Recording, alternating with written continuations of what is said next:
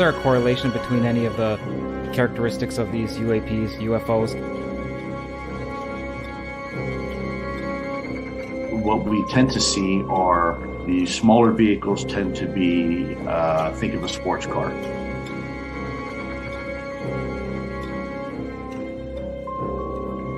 The large ones tend to be not always, but almost exclusively either triangular shape or boomerang shape.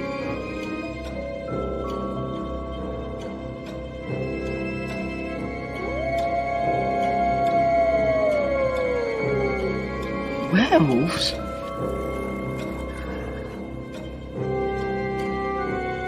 I see dead people walking around like regular people. They don't see each other. They only see what they want to see. They don't know they're dead. How often do you see them? All the time. They're everywhere. The UFO UAP community was fairly surprised. Shocked might be a better word. Do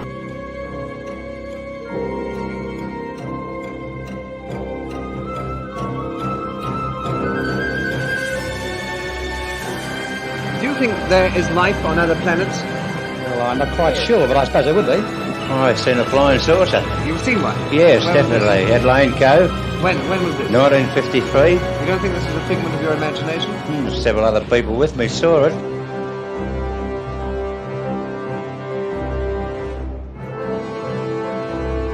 I'm not wishing that all that stay with me. The power of Christ compels you! The power of Christ compels you!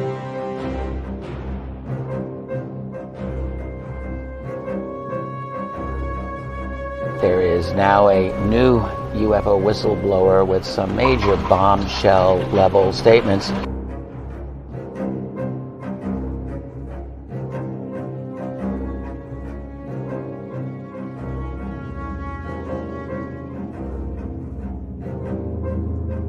There is very compelling evidence that we may not be alone.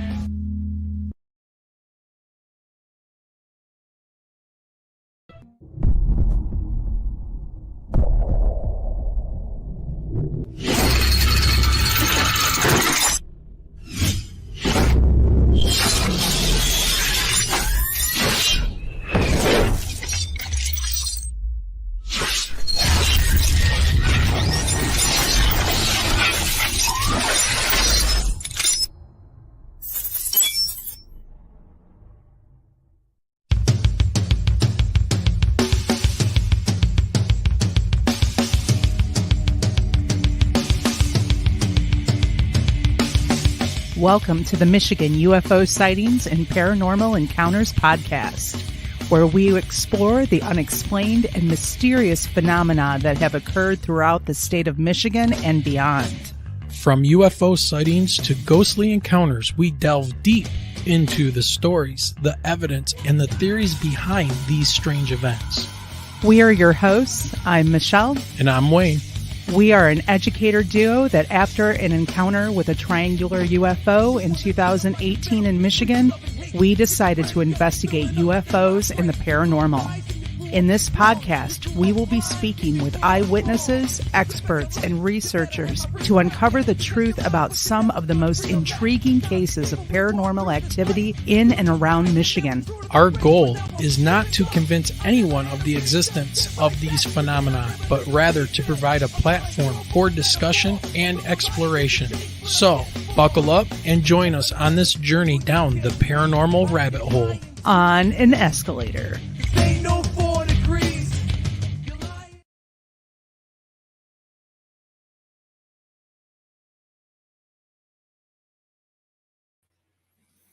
All right. Hey, everybody. Good morning. How's it going out there?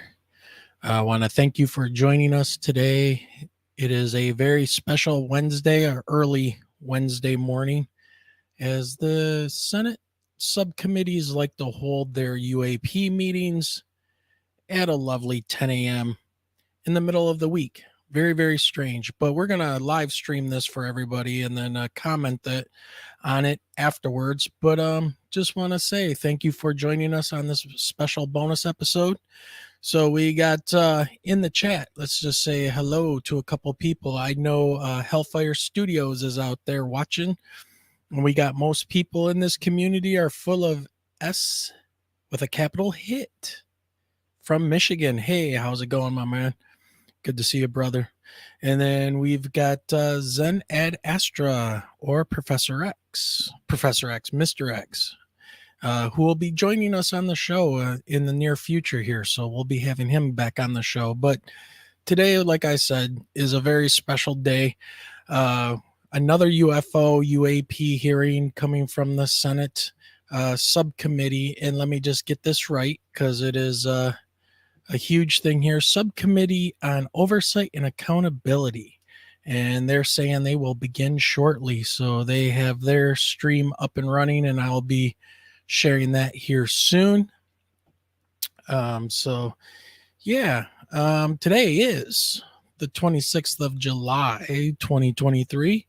And we are live streaming this on YouTube, Facebook, and over on Twitch. I decided to give Twitch another try and see how things are going. Michelle will probably be joining us a little bit later. She's a little bit indisposed. As a matter of fact, I got a video of what happened to Michelle. This is crazy. Check this out.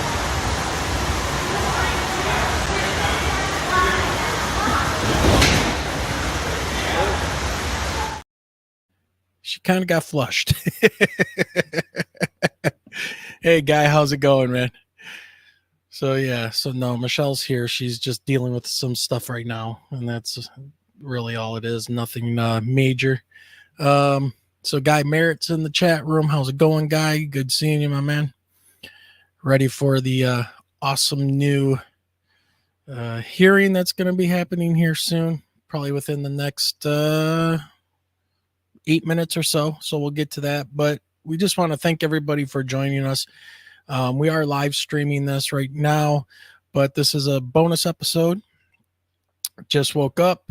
Yeah, Guy, I hear you. I'm still on West Coast time, and we're going to be heading back out to the California, Nevada area here shortly. So I'm trying to stay on those hours, and it's rough. So let's see what else we got going on. Oh, well, if you like our show, if you're just catching us over on Twitch, for like your first time, we do have all of our shows up at YouTube. You can go back and watch the previous shows. All of our audio podcasts are up there as well. And you can also subscribe to our audio podcast through all kinds of places like iHeartRadio, iTunes, Radio Public, Google Podcasts, Spotify is a big one, Amazon, Audible, all those good ones. So, so just really want to tell everybody as well, thanks for hanging out with us tonight. We do have a couple Patreons. We have Hava H, as always, and Taben R, who is a continuing supporter. And it's because of people like you guys watching the streams and sharing us out that help get the word out there about Michigan UFOs and, everything else. So let's see, what do we got going on? We got Zach, Facebook user, laughing my ass off. I wonder what they're laughing their ass off about.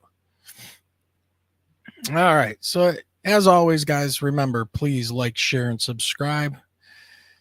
It helps. Every little bit helps. We're trying to get over that 1,000 subscriber mark on YouTube. You know how it goes. They like banning certain things and shadow banning certain things and all that. So, but yeah, so I got my second cup of coffee here. I'm actually going iced coffee this time. So, there we go. Everybody needs good set of iced coffee in their life. All right, let's see. Hope they see a UFO. They'll stop laughing. Yeah. Oh, they were laughing at Michelle getting flushed. Yeah. Well, we're wondering where she's at. And I caught video of what happened to her. Here, check this out. This is what happened to Michelle.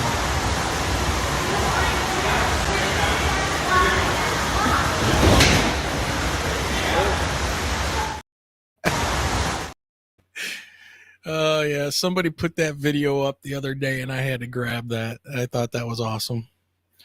So, well, you know, really what it looks like when we're doing this show is something like this. This is the escalator down the rabbit hole because we go nice and slow. There we go. See that? Let's see. Guy says Jack was on News Nation Now last night and people were ripping him in the comments. My head exploded. Anyway, you got a plug in the comments from me. Oh, you know, hey, Lisa Bowden has joined us. You know, did you see what happened to Jack? He got, him and his wife were driving home and they were pulling their camper and a truck in front of them had their bumper fall off. Oh man. So he went to dodge the bumper and slammed on his brakes and a semi ran into the back of them, into their camper, flipped the camper over and pushed them down the road. And luckily the camper absorbed most of the impact. And so I know they're in the hospital today getting checked out. Yeah, so Jack Bouchon, we are we're hoping everything's okay, and let us know. I mean, we just had dinner with him, so yeah, they were up here in Michigan. He was given a talk over in Muskegon, which turned out to do really, really well. So yeah, I know he said that he had to do that interview after they got home when the accident, you know, after the accident happened, and it was really tough on him to do. So yeah. So Lisa, it's good to see you. Thank you for joining us. Yep. So yeah, so as always, if you're listening to us, you can help support us by going to our show description, and there you can find links to our merchandise store and all that good stuff. So yeah. All right.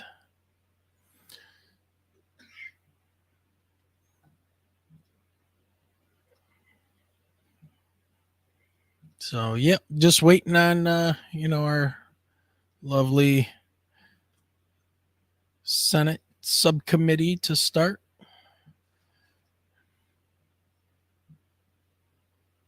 I see Michelle is moving around. Oh, and also, as a side note, I'm waiting for a call for my truck to be fixed. Yeah, brand new truck. The brakes were acting weird. So, dealing with that. So I've got that going on right now too. A 2023 shouldn't have squishy brakes with 25,000 miles on, or yeah, 2,500 miles on it. Lisa says, my husband used to drive semi. Someone ran into him years ago in the fog. That person was decapitated. Oof. Oof. Let's see. Mr. X asks, what's your expectations or thoughts on this committee today? I'm not sure what to expect. If you look at my tagline, I say, here we go again. I think that they are just, you know, trying to give people some lip service. I don't know. I honestly don't know. I know that there are members of Congress that sound like they are very interested in what's going on. They might be even a little upset that there are things going on that do not have oversight. Like, I don't know, defense contractors and things running wild. Like, guy says, like Burchett. Yes. Yep. He seems very interested and a little upset about these things going on. All right. Just got Michelle's microphone plugged in there. Yeah. Good morning, everyone. Yep, she's here as the disembodied voice. I you hear am in the background. I am the disembodied voice this morning. Yeah, I like Burchett too. He seems like very interested, and if we can get some kind of answers as to what's going on, do they have material or do they not? That's the big thing. If they do have material, then that answers a lot of other questions, right? That means that there have been things here, or they found things that were here at some point, and we're trying to figure out what's going on. But that answers a lot of questions right there. Guy says they do. Yeah, I'm kind of that opinion that they do have materials. So yeah, they're not shooting things down, that's for sure. But did they find something? I think they found some stuff that's probably been here a while. That's kind of been my feeling on everything for the longest. And yeah. Here's the thing too. They've got money going to this committee. They've got to have public meetings every now and then just to how do I want to say it? Appease the masses. Us being the masses. Opened Pandora's box, right? I mean, they open things up and now they have to speak to it. But it sounds like that can of worms that got open kind of pissed them off a little bit, which, you know what? You cannot have programs being run in secret that the taxpayers are funding without any kind of oversight. Because how do we know what they're creating if there's no oversight? Next thing you know, you're going to have Terminators running around the road, doing police work. Well, meetings, congressional meetings like this that they're having this morning saves them from having to deal with FOIAs later on. Well, they'll just redact everything anyways. Like I said, it's their way of working around it. So yeah, good morning to Facebook user. I see good morning you all. I wish StreamYard would tell us the name of the Facebook user, because this is all they show us. Dink, Facebook user. So good morning to you. So thanks for joining us. And we are waiting on the subcommittee hearing on UAPs to start here. Let's see, they're late. Let's pull this up. Let's add this to the stream. Here we go. And once they get started, I'll stop yapping. So there we go. All right. It's Jenny. Good morning, Jenny. How are you? Thanks for joining us. This should be pretty interesting, eh? Hey, Sonny from Paranormal Chop Shop. Hey, my friend, how are you? Haven't seen you in a while. Awesome. Thanks for joining us. Tired. Yeah, I hear you.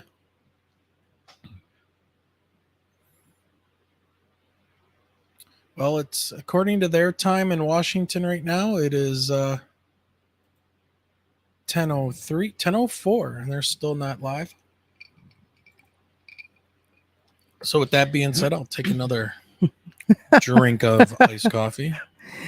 Oh, you and the coffee, man. You and the coffee. Hey, I live on coffee right now. Linda's up. Everybody be cool.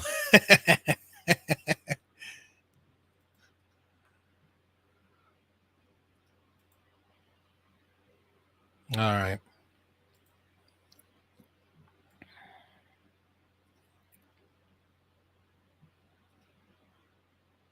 Trying to find a good like a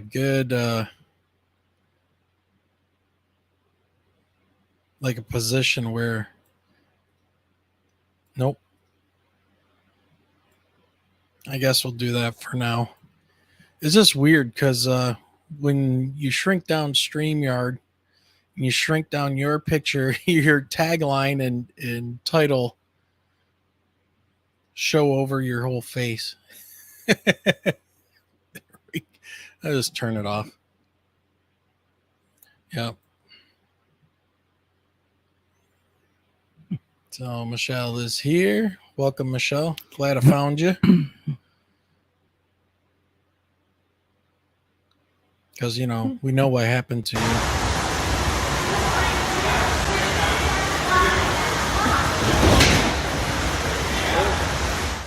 She's here. She's back.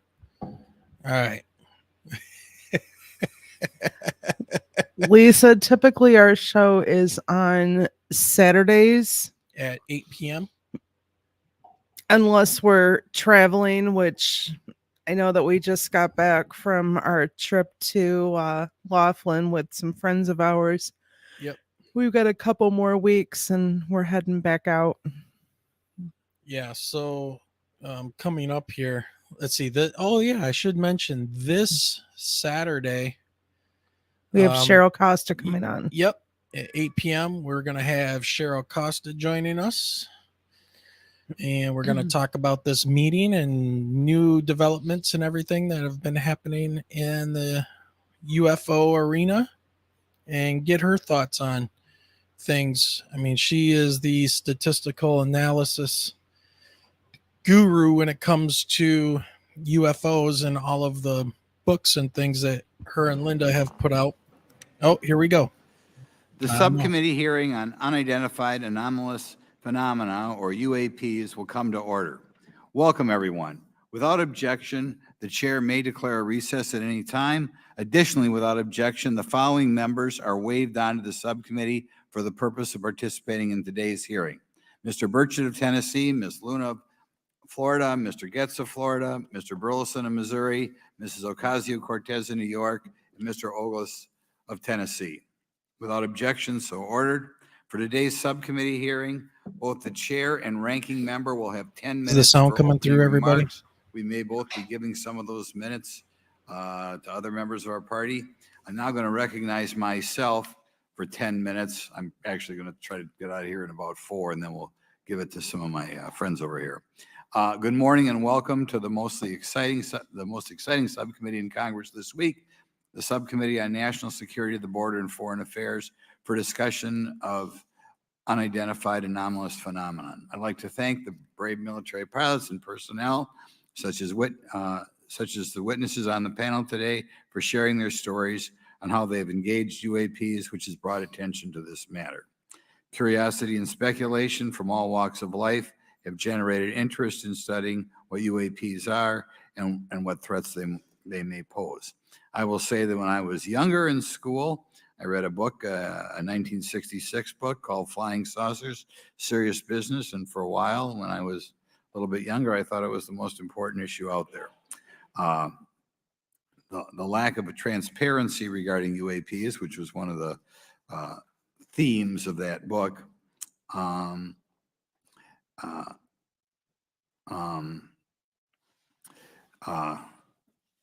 in any event, it's led to interest in studying what UAPs are and what threats they pose. The lack of transparency regarding UAPs has fueled wild speculation and debate for decades, eroding public trust in the very institutions that are meant to serve and protect them, as is evidenced by the large number of people we have here. I also want to point out in 1966, President Gerald Ford claimed to have seen a UFO, and in 1969 in Georgia, Jimmy Carter claimed to have seen a UFO. So this has led Congress to establish entities to examine UAPs. The National Defense Authorization Act of 2022 established the All-Domain Anomaly Resolution Office, or AARO, to conduct or to coordinate efforts across the Department of Defense and other federal agencies to detect, identify, and investigate UAPs. However, AARO's budget remains classified, prohibiting meaningful oversight from Congress. In addition to AARO's efforts, NASA is leading an independent study on UAPs to identify how UAP data is gathered from both civilian and government entities that can be analyzed to shed light on the topic. However, despite these offices being established, there lies a pressing demand for government transparency and accountability that cannot be overlooked. And that's been a problem that's been around for 50 years. The Biden administration handling of the Chinese spy balloon that violated U.S. airspace is one example how the government is not prepared for these. The Biden administration's description of events has shown that the government continues not to be forthright. Between the Chinese balloon being shot down and 2 UAPs subsequently shot down following the event earlier this year, the U.S. government spent $1.5 million in taxpayer dollars on missiles, yet we have seen little clarity from the Biden administration. We must demand transparency from the Department of Defense, our intelligence community, and our defense industry on the UAP work. We're going to ask some questions about that today. Congress recognizes the subject of UAPs is multifaceted and requires a careful, data-driven approach. Today, we'll see clarity from these witnesses' testimonies, or we'll seek clarity as to what can be done to improve reporting for military and civilians and remain committed to objective inquiry. Congress should work to ensure that knowledge is not driven by fear. Today, we are not just debating the existence of UAPs, we are deliberating on the principles that define our republic, which is a commitment to transparency and accountability. I look forward to hearing from our witnesses today about ways we can improve government efficiency and openness when it comes to UAPs. I thank each of you for your presence here today and for your dedication to safeguarding the interests of the American people. I look forward to your testimony. Now I'm going to turn it over for 2.5 or 3 minutes to Representative Burchett from Tennessee. Thank you, Mr. Chairman. Thank you all for being here. I want to thank everybody for making this happen today. And I want to remind everybody this is a nonpartisan issue. This has nothing to do with party politics. I think the cover-up goes a lot deeper than that. I also want to thank my colleagues, Representative Anna Paulina Luna, sitting beside me here, Jared Moskowitz, my friend across the aisle, has an incredible mind, and I'm anxious to hear his questions. My buddy Eric Burleson, and it's not in my notes here, but Matt Gates. If it hadn't been for Matt Gates, myself, him, and Luna would still be down at Eglin Air Force Base trying to get some answers. He's got an incredible legal mind. Also, I know I saw it in the crowd there, George Knapp, my buddy Jeremy Corbell. They're not witnesses, but they've provided some statements on this subject, and I seek unanimous consent to enter those statements into the record, Mr. Chairman. Without objection. Also, would like to enter in, I understand now that this is unclassified and it's public record, but as we all know, that's sometimes difficult for the public to get a hold of. A report, Defense Intelligence reference documents, advanced space propulsion based on vacuum, space-time metric engineering, some light reading for some of our members. Without objection. Thank you. Mr. Knapp wrote, since 1969, the position of our military has been that UFOs pose no threat to national security and are not worthy of further study. I'd say that's the biggest understatement of the decade. He also goes on to talk about the dismissive attitude. It's at odds with what was revealed in documents, reports, and internal memos. And Mr. Cabral says, as he writes these words, the UFO is emerging as a major topic of global importance. I can state that as a fact. Out there, I met a fellow who came in here all the way from Denmark to be here for this meeting. So this is huge. This is worldwide.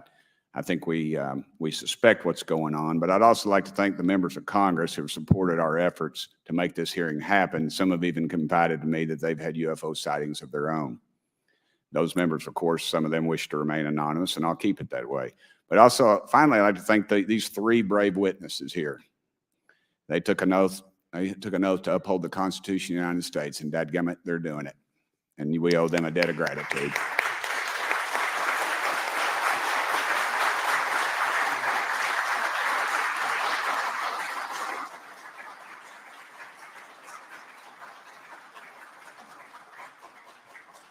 Y'all quit clapping. You're cutting in on my time.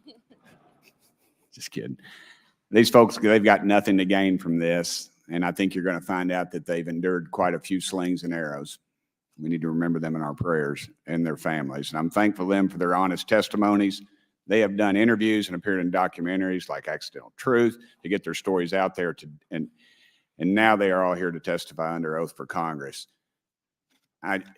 It's been so difficult to get here today. I've said, in the Baptist church, we'd say that the devil's in our way. And the devil has been in our way through this thing. We've run into roadblocks from members, from the intelligence community, the Pentagon. I proposed legislation to go in the FAA reauthorization that just said if an airline pilot has a sighting that when he makes that report to the FAA, that it would come to Congress. But I was told that the intelligence community did not like that, and the amendment was not even heard in committee. I think it's time for this country to take back our country. We need to tell the folks at the Pentagon they work for us. Dadgummit, we don't work for them. And that's exactly the point. This is an issue of government transparency. We can't trust a government that does not trust its people. We're not bringing little green men or flying saucers into the hearing. Sorry to disappoint about half y'all. We're just going to get to the facts. We're going to uncover the cover-up, and I hope this is just the beginning of many more hearings and more people coming forward about this. And I yield back the remainder of my time. I think, is it to Representative Luna, Mr. Chairman? Or is that? Yeah, we'll call Ms. Luna for her statement. The circumstances surrounding UAPs has captivated the attention of the American people for decades, ingrained in even the minds of our nation's leaders from Jimmy Carter to Barack Obama, Hillary Clinton to Donald Trump, Marco Rubio to Chuck Schumer, John Radcliffe to National Security Council officials. Yet from Roswell, New Mexico to the coast of Jacksonville, Florida, the sightings of UAPs have rarely been explained by the people who have firsthand accounts of these situations. This is largely due to the lack of transparency by our own government and the failure of our elected leaders to make good on their promises to release explanations and footage and mountains of overclassified documents that continue to be hidden from the American people. This isn't just how I feel. In fact, the American people largely believe that the government has actively covered up the truth about UAPs. One poll in particular found that 68% of Americans believe that the government is hiding information about UAPs and not being honest about what we know about them. And from my personal experience, I believe the same thing. Another poll found that nearly half Americans believe that the federal government is doing a very bad or somewhat bad job of dealing with reports of UFO sightings. As Representative Burchett just referenced on the FAA bill that just went through, you can tell that that's exactly happening. Considering the thousands of testimonies and videos taken on people's phones and eyewitnesses' accounts made by credible witnesses such as doctors, pilots, scientists, and active duty service members, it is unacceptable to continue to gaslight Americans into thinking that this is not happening or that the potential of intelligent life forms exists other than humans. Even more alarming is the fact that these eyewitnesses are many times service members and have no assurance that their lives will not be negatively impacted or even harmed by their experiences. In being an active duty service member working on an airfield, I've had conversations with many pilots where they were in fear of coming forward for retribution and or being taken off flight status. How do we know this? Because the government has said nothing to assure us otherwise. They have also did nothing to calm the concerns of over 20% of Americans who have reported to have seen UFOs or UAPs. We are simply told not to question the government and that the government has it under control. Today is the first hearing of its kind where we will attempt to get down to the bottom of what is actually happening with UAPs. But we will hear from people who have had personal sightings rather than Pentagon bureaucrats who have always been sent to stonewall our investigations. Just so that the press knows and the people know, we were even denied access to a classified briefing in a SCIF prior to this hearing due to the amount of hoops that we had to jump through to grant temporary clearance to witness Grush, who has knowledge of classified information. It is time to have an open-minded discussion on this topic, to hear the evidence and understand the magnitude of what this means, not just for our nation, but for humanity. Thank you, Chairman. I yield back the rest of my time. Thank you very much, and I'd like to thank you and Mr. Burchett for bringing this topic to my attention. Now we'll recognize National Security Subcommittee Ranking Member Garcia for 10 minutes. Well, thank you, Mr. Chairman, and I want to thank first our witnesses for joining us today. I want to begin by thanking you all for your service to our country and for sharing your voices today and your courage to be here as well. To Mr. Graves, particularly grateful to you to spend some time that we had for you to share with candor some of your experiences, so I appreciate that as well. I do want to thank all the members of our subcommittee today and also those that are here and have waved on for their incredible interest in this issue, particularly to Congressman Burchett. I know that your leadership has brought us to this place today, and I want to thank you for that, as well as everyone else that's been engaged in this work. I also want to thank the oversight staff, who I know has been working very hard to ensure that today's hearing is serious, that it's transparent, and that it also provides appropriate answers, as our oversight body always demands. Now, it's really important that we're here in a bipartisan way to have this conversation, which really, to the heart of it, is about national security and key to the subcommittee's core purpose. This is the subcommittee on national security of the Oversight Committee. Now, our witnesses will testify today that UAPs have posed a serious safety threat, and we must understand this. More broadly, we're dealing with real questions that get to the heart of our faith in government. Faith in our institutions, as we all know, is at an all-time low. Partisanship and alternative facts make it too easy to doubt narrative or our institutions. But this hearing will offer the public unique perspectives, building on years of reporting by both federal agencies and the independent media. Now, some of the earliest reporting on this issue was a groundbreaking 2017 New York Times report, which revealed research, as we know now, on unidentified anomalous phenomena, or as many call UFOs, by the Defense Intelligence Agency. Mr. Graves and Commander Fravors' experiences with UAPs have also been documented by the public, not just by the New York Times, but CNN and many other national news outlets. Now, the Office of the Director of National Intelligence has published public reports documenting UAPs, and on June 9, 2022, NASA announced that the agency is commissioning a study to, of course, examine unidentified anomalous phenomena. Now, the sheer number of reports, whistleblowers, and stories of unidentified anomalous phenomena should raise real questions and warrant investigation and oversight, and that's why we are here today. Now, pilots have reported encounters for years. Now, because of the stigma around reporting these incidents, we still don't have a complete picture of actually what's going on, particularly as our witnesses will testify on the civilian side, and that is a real problem that we have today in the country. Now, it's very important that we show that Democrats and Republicans in Congress can come together in a bipartisan way to cut through misinformation and to look at the facts in a serious and thoughtful manner. If we are to advance oversight and public disclosure, we must also gain the broad support of the public. We will succeed getting facts out to the public faster if there is a broad public support as part of the process.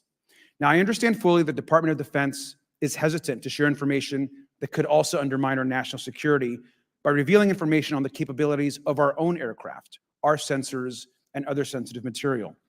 At the same time, many people believe that we're withholding information from them, and that is dangerous also. I believe in openness and transparency. That is also the role of Congress, and I want to trust that the American people will be able to weigh the evidence and make up their own minds. Now, we have incidents where sensors, sometimes even multiple types of sensors, detect things that we cannot explain. UAPs, whatever they may pose a serious threat to our military or civilian aircraft, and that must be understood. Now, my career and training as a longtime and career educator and teacher and researcher tell me that we should never rule anything out. We know that our space, of course, is vast and undiscovered. I also want to note that Mr. Sean Kirkpatrick, director of the All-Domain Anomaly Resolution Office, the component of the DoD office that investigates UAP data, has testified before the Senate this year that his unit has found no evidence of extraterrestrial activity. NASA has also stated that they don't have evidence of extraterrestrial life either, and we've heard this, of course, from some of our government agencies. And we should remind viewers and witnesses, which I think is really important, that we also cannot share classified information in public settings. But questions, of course, remain that people want to see data and information for themselves. The enormous interest in the hearing today underscores the importance of a fair and open look at the evidence from witnesses who can share their unique perspectives. Now, I know I certainly have a lot of questions, and I know that all the members of our committee do as well. We should come to this hearing with an open mind, and we should not let our existing ideas restrict us on either side. I hear over and over from many agencies the stigma around reporting and investigating UAPs prevents us from getting real answers. We know that whistleblowers have reported harassment, intimidation, or stigma as well, and this is not acceptable. If people can't report incidents which would have national security or safety implications, then that also has serious consequences for us. As ranking member of this subcommittee, I know my job would be completely impossible if whistleblowers or others feel intimidated to come before this committee. We can't be afraid of asking questions, and we can't be afraid of the truth. I'm proud to say that this hearing builds upon bipartisan work by members of the House and Senate dating many years back, which has sought to increase awareness within the Department of Defense and to mandate more of Congress of UAPs. We know the Senate is taking up an amendment to their defense authorization bill, which will create a commission with broad declassification authority, and we should all agree that that is an important step. Members of both parties and senior officials in multiple administrations have taken an interest in this issue, and we're proud to carry and build that confidence in the American people. This hearing will also not be the end of this discussion, but a new chapter and start to years and years of work that many folks, both in the public and within government, have been working on. We should encourage more reporting, not less, on UAPs. The more we understand, the safer we will be. We will hear testimony from witnesses today with a long record of service to the American people and with subject matter expertise. Our witnesses have a unique opportunity to share their perspective, insights, and their experiences with the American people. And I encourage all of my colleagues to engage with these difficult questions with an open mind and to follow the facts on behalf of our country. I also just want to say more broadly that we should look at this hearing and believe that everything is on the table as it relates to UAPs. I think an open mind is absolutely the best. I want to yield the 2.5 minutes, the remainder of my time, to the representative from Florida, Representative Moskowitz, for an opening statement. He also has been very much engaged in this issue, and I want to thank him for his leadership. Congressman. Thank you, Ranking Member Garcia. Thank you, Mr. Chairman. I want to thank Tim Burchett and Anna Paulina Luna for their leadership in pushing this hearing forward. I want to thank, obviously, committee staff and their staff working on this on a bipartisan basis because many Americans are deeply interested in this issue, and it shouldn't take the potential of non-human origin to bring us together. Additionally, I want to thank the witnesses for coming forward to share your perspectives, your thoughts, and the sightings of UAPs. Unlike other hearings many times in Congress, you're not here to help a political party, but you're here to share information with the American people. And it's not something that is just going on in this administration. It's something that's spanned many administrations. For decades, many Americans have been fascinated by objects mysterious and unexplained, and it's long past time that they got some answers. The American public has a right to learn about technologies of unknown origins, non-human intelligence, and unexplainable phenomena. Those are not the words of a UFO Twitter account, though that is a direct quote from Majority Leader Chuck Schumer, that the American public has a right to learn about technologies of unknown origins, non-human intelligence, and unexplainable phenomena. In an interview with Fox News, recent former Director of National Intelligence John Radcliffe confirmed the U.S. government is aware a lot more sightings of UAPs, and that they have not made that information public. I quote, "There are a lot more sightings that have not been made public," Radcliffe said to Fox News. For me, this hearing is about transparency. We unfortunately live in a time in which many people distrust government and our institutions, and overclassification of information away from the American public or even Congress contributes to today's politics. The American people have regular questions. What are UAPs? How come the media doesn't report more on them? Are they foreign adversaries? Are they US technology? Are they something else? They ask themselves, how come when a Russian jet shoots flares at one of our drones, we have perfect pictures and videos to show the American people and the world, but when it comes to UAPs, nothing?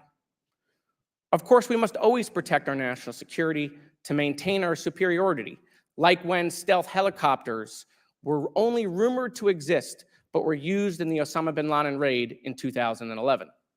But we can't allow that to be used as a shield to keep the American people completely in the dark from basic truths. The American people deserve to hear more about special access programs. Congress has a right to know if there's any unsanctioned weapons development, satellite imagery that has not been provided to Congress. Congress created the All-Domain Resolution Office in the NDAA of 2022. In its initial analysis, there are 171 uncharacterized UAP reports, and this is the words from the report, that appear to have demonstrated unusual flight characteristics or performance capabilities.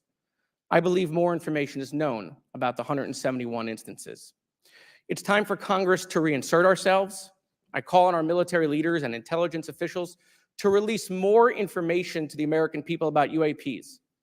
And to our military leaders, if there's nothing to conceal, let Congress go to Wright-Patterson Air Force Base, the Dugway Proving Ground, or even Groom Lake in Nevada.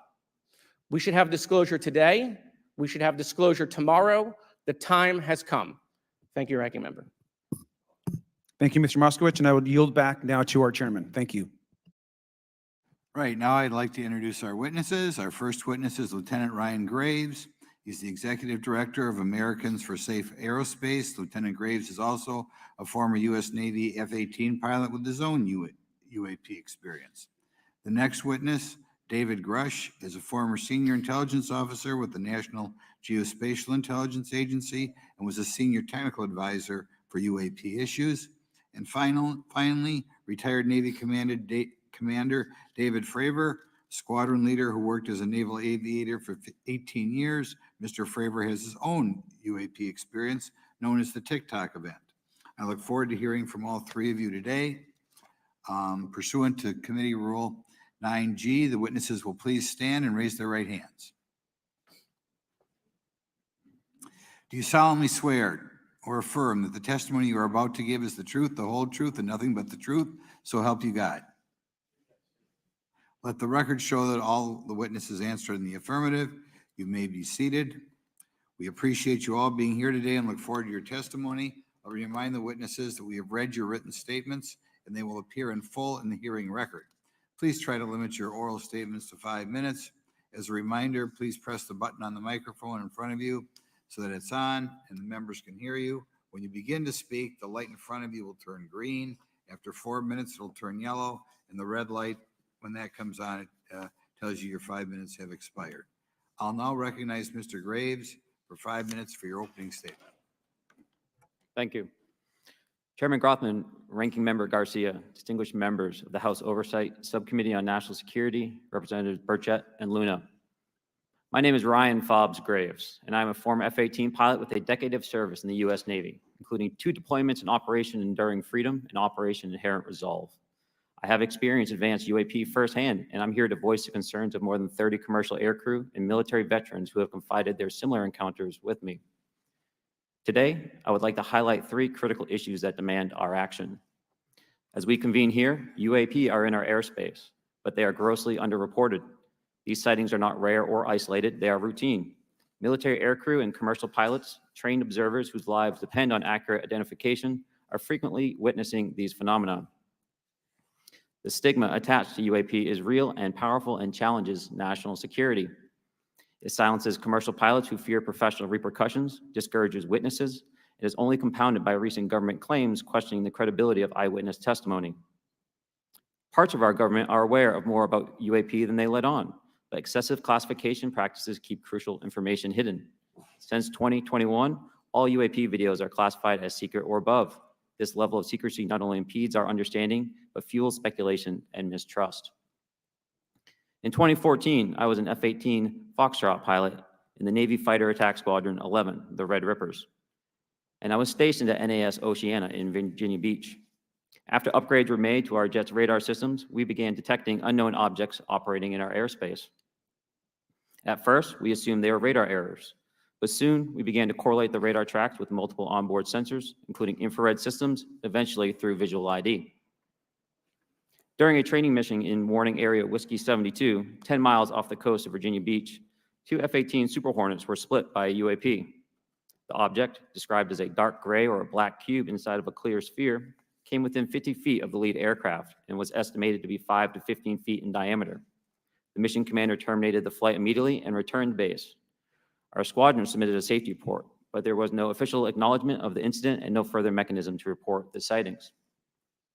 Soon, these encounters became so frequent that aircrew would discuss the risk of UAP as part of their regular pre-flight briefs.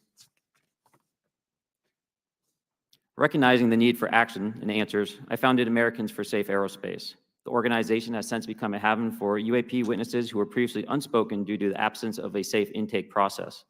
More than 30 witnesses have come forward and almost 5,000 Americans have joined us in the fight for transparency at safeaerospace.org. The majority of witnesses are commercial pilots at major airlines. Often, they are veterans with decades of flying experience. Pilots are reporting UAP at altitudes that appear above them at 40,000 feet, potentially in low Earth orbit or in the gray zone below the Kármán line, making inexplainable maneuvers like right-hand turns and retrograde orbits or J-hooks. Sometimes these reports are reoccurring, with numerous recent sightings north of Hawaii and in the North Atlantic. Other veterans are also coming forward to us regarding UAP encounters in our airspace and oceans. The most compelling involve observations of UAP by multiple witnesses and sensor systems. I believe these accounts are only scratching the surface, and more will share their experiences once it is safe to do so. In closing, I recognize the skepticism surrounding this topic. If everyone could see the sensor and video data I witnessed, our national conversation would change. I urge us to put aside stigma and address the security and safety issue this topic represents. If UAP are foreign drones, it is an urgent national security problem. If it is something else, it is an issue for science. In either case, unidentified objects are concerned for flight safety. The American people deserve to know what is happening in our skies. It is long overdue. Thank you. Mr. Rush. Mr. Chairman, ranking members and congressmen, thank you. I'm happy to be here. This is an important issue and I'm grateful for your time. My name is David Charles Grush. I was an intelligence officer for 14 years, both in the U.S. Air Force, both active duty, Air National Guard, and Reserve at the rank of major, and most recently from 2021 to 2023, at the National Geospatial Intelligence Agency, NGA, at the GS-15 civilian level, which is the military equivalent of a full bird colonel. I was my agency's co-lead in unidentified anomalous phenomena and transmedium object analysis, as well as reporting to the UAP task force, UAPTF, and eventually, once it was established, the All-Domain Anomaly Resolution Office, AARO. I became a whistleblower through a PPD-19 urgent concern filing in May 2022 with the Intelligence Community Inspector General. Following concerning reports from multiple esteemed and credentialed current and former military and intelligence community individuals that the U.S. government is operating with secrecy above congressional oversight with regards to UAPs.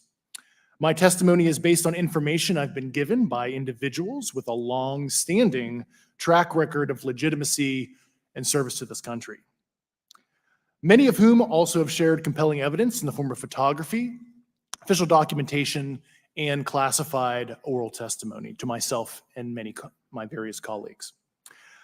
I have taken every step I can to corroborate this evidence over a period of 4 years while I was with the UAP task force and do my due diligence on the individual sharing it.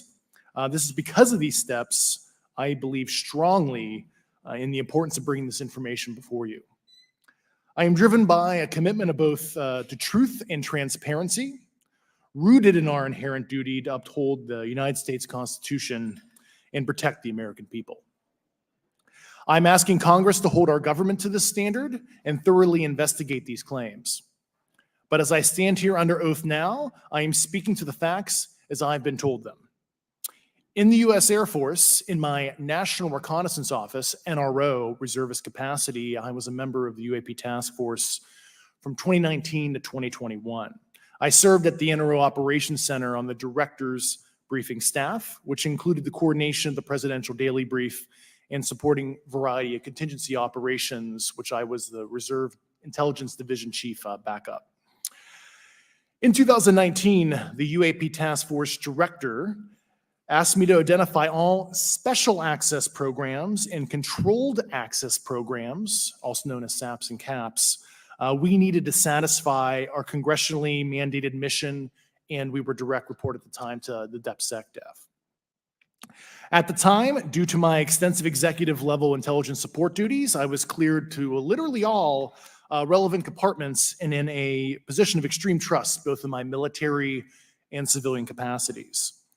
I was informed in the course of my official duties of a multi-decade UAP crash retrieval and reverse engineering program, to which I was denied access to those additional read-ons when I requested it. I made the decision, based on the data I collected, to report this information to my superiors and multiple inspectors general, and in effect becoming a whistleblower. As you know, I've suffered retaliation for my decision, but I am hopeful that my actions will ultimately lead to a positive outcome of increased transparency. Thank you, and I'm happy to answer your questions. Thank you. Commander Fravor. Thank you. Thank you, Mr. Chairman, Congressmen, Congresswomen. I want to first thank you for the invitation to speak to the committee on the UAP topic that's been in the news for the past 6 years and seems to be continuing to gain momentum. As you know, my name is David Fravor. I'm a retired commander in the United States Navy. In 2004, I was a commanding officer of Strike Fighter Squadron 41, the world-famous Black Aces. We were attached to Carrier Wing 11, stationed on board the USS Nimitz, and had begun a 2-month workup cycle off the coast of California. On this day, we were scheduled for a 2v2 air-to-air training with the USS Princeton as our control. When we launched off Nimitz, my wingman was joining up. We were told that the training was going to be suspended and we were going to proceed with real-world tasking. As we proceeded to the west, the air controller was counting down the range to an object that we were going to, and we were unaware of what we were going to see when we arrived. The controller had told us that these objects had been observed for over 2 weeks, coming down from over 80,000 feet, rapidly descending to 20,000 feet, hanging out for hours, and then going straight back up. For those who don't realize, above 80,000 feet is space. We arrived at the location at approximately 20,000 feet, and the controller called merge plot, which means that our radar blip was now in the same resolution cell as the contact. As we looked around, we noticed that we saw some whitewater off our right side. It's important to note that the weather on this day was as close to perfect as you could ask for off the coast of San Diego. Clear skies, light winds, calm seas, no whitecaps from waves. So the whitewater stood out in a large blue ocean. All 4 of us, because we were in F-18Fs, so we had pilots and Wizzo in the back seat, looked down a small, saw a white tic-tac object with a longitudinal axis pointing north-south and moving very abruptly over the water like a ping pong ball. There were no rotors, no rotor wash, or any sign of visible control surfaces like wings. As we started clockwise towards the object, my Wizzo and I decided to go down and take a closer look with the other aircraft staying in high cover to observe both us and the tic-tac. We proceeded around the circle about 90 degrees from the start of our descent, and the object suddenly shifted its longitudinal axis, aligned it with my aircraft, and began to climb.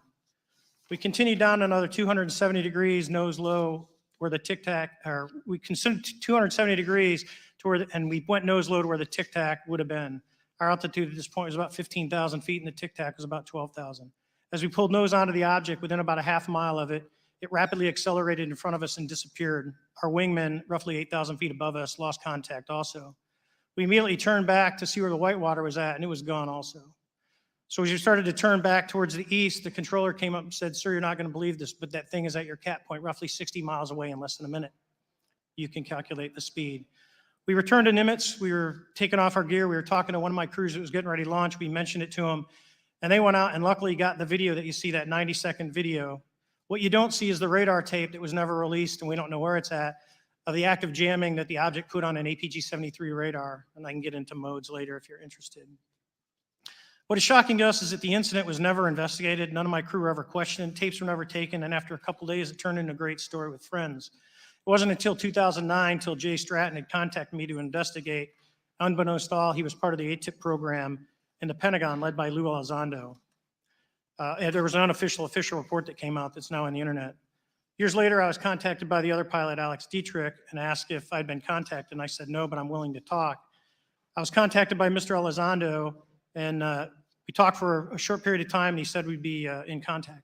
A few weeks after that, I was made aware that Lou had left the Pentagon in protest and joined forces with Tom DeLonge, Chris Mellon, Steve Justice, and others to form Two Stars Academy, an organization that pressed the issue with leading industry experts and U.S. government officials. They worked with Leslie Kean, who is present today, Ralph Blumenthal, and Helene Cooper to publish the articles in the New York Times 2017 New York Times. And it removed the stigma on the topic of UFOs, which is why we're here today. Those articles open the door for the government and public that cannot be closed. It has led to an interest from our elected officials who are not focused on little green men, but figuring out where these craft are, where they're from, the technology they possess, how do they operate. It also led to the Whistleblower Protection Act and the NDAA. There are multiple witnesses coming forward to say that have firsthand knowledge, and Mr. Grush just covered that. What concerns me is that there's no oversight from our elected officials on anything associated with our government processing or working on craft. Believe it or not, from this world. This issue is not a full public disclosure that can undermine national security, but it is about ensuring that our system of checks and balances works across all work done in the government using taxpayer funds. Relative to government programs, even unacknowledged WAVE programs have some level of oversight by the appropriate committee members in the House and Senate. And this work that is said to be occurring from whistleblower testimonies should not be exempt. In closing, I would like to say that the tic-tac object we engaged in 2004 was far superior to anything that we had on time, have today, or are looking to develop in the next 10 years. If we in fact have programs that possess this technology, it needs to have oversight from those people that the citizens of this great country elected in office to represent what is best for the United States and best for the citizens. I thank you for your time. Thank you very much. Thank you very much. I know it's very difficult for all of you, all you've done in the past to try to illuminate this issue. Calling myself first for some questions. I'm going to start with Mr. Graves. Are your pilots, These guys are all nuts. as part of your They're organization? lying. Do you feel adequately trained and briefed on how to handle encounters with UAPs? No. Right now, military witnesses to UAP have limited options for reporting UAP. But more concerning is that commercial aviation sector has not adapted to the lessons that the military has implemented. The military and Department of Defense has stated that UAP represent a critical aviation safety risk. We have not seen that same language being used in the commercial markets. They are not acknowledging this risk. Okay. What steps do you think have to be taken to improve a pilot's UAP reporting, be it military or commercial? Right now, we need a system where pilots can report without fear of losing their jobs. There is a fear that the stigma associated with this topic is going to lead to professional repercussions, either through management or perhaps through their yearly physical check. So having a secure system, reducing the stigma, and making this information available through the public is going to reduce the concerns that aircrew have. Could you just give me a little idea of the degree to which reports in the past are not made public right now? Well, I don't think there has been a proper reporting system to gather those reports and thus not report them. So to answer your question, I think there is a dearth of data due to the fact that the reporting has been limited up to this time. Could you tell me why you believe it's, kind of to play the devil's advocate, a reason why some of this stuff should not be available to the public? There's certainly some national security concerns when we use our advanced sensors in our tactical jets to be able to identify these objects. However, there's no reason that the objects themselves would be classified. I would be curious to see how the security classification guideline actually spells out the different nuances of how this topic is classified from the perspective of UAP, not national security. I'll give you a follow-up on that. Assuming that there are reasons why not all this should be made public, this has been around for a long period of time. Can any of the three of you think of any reason why anything related to UAPs, say 15 years and back, should not be immediately made public?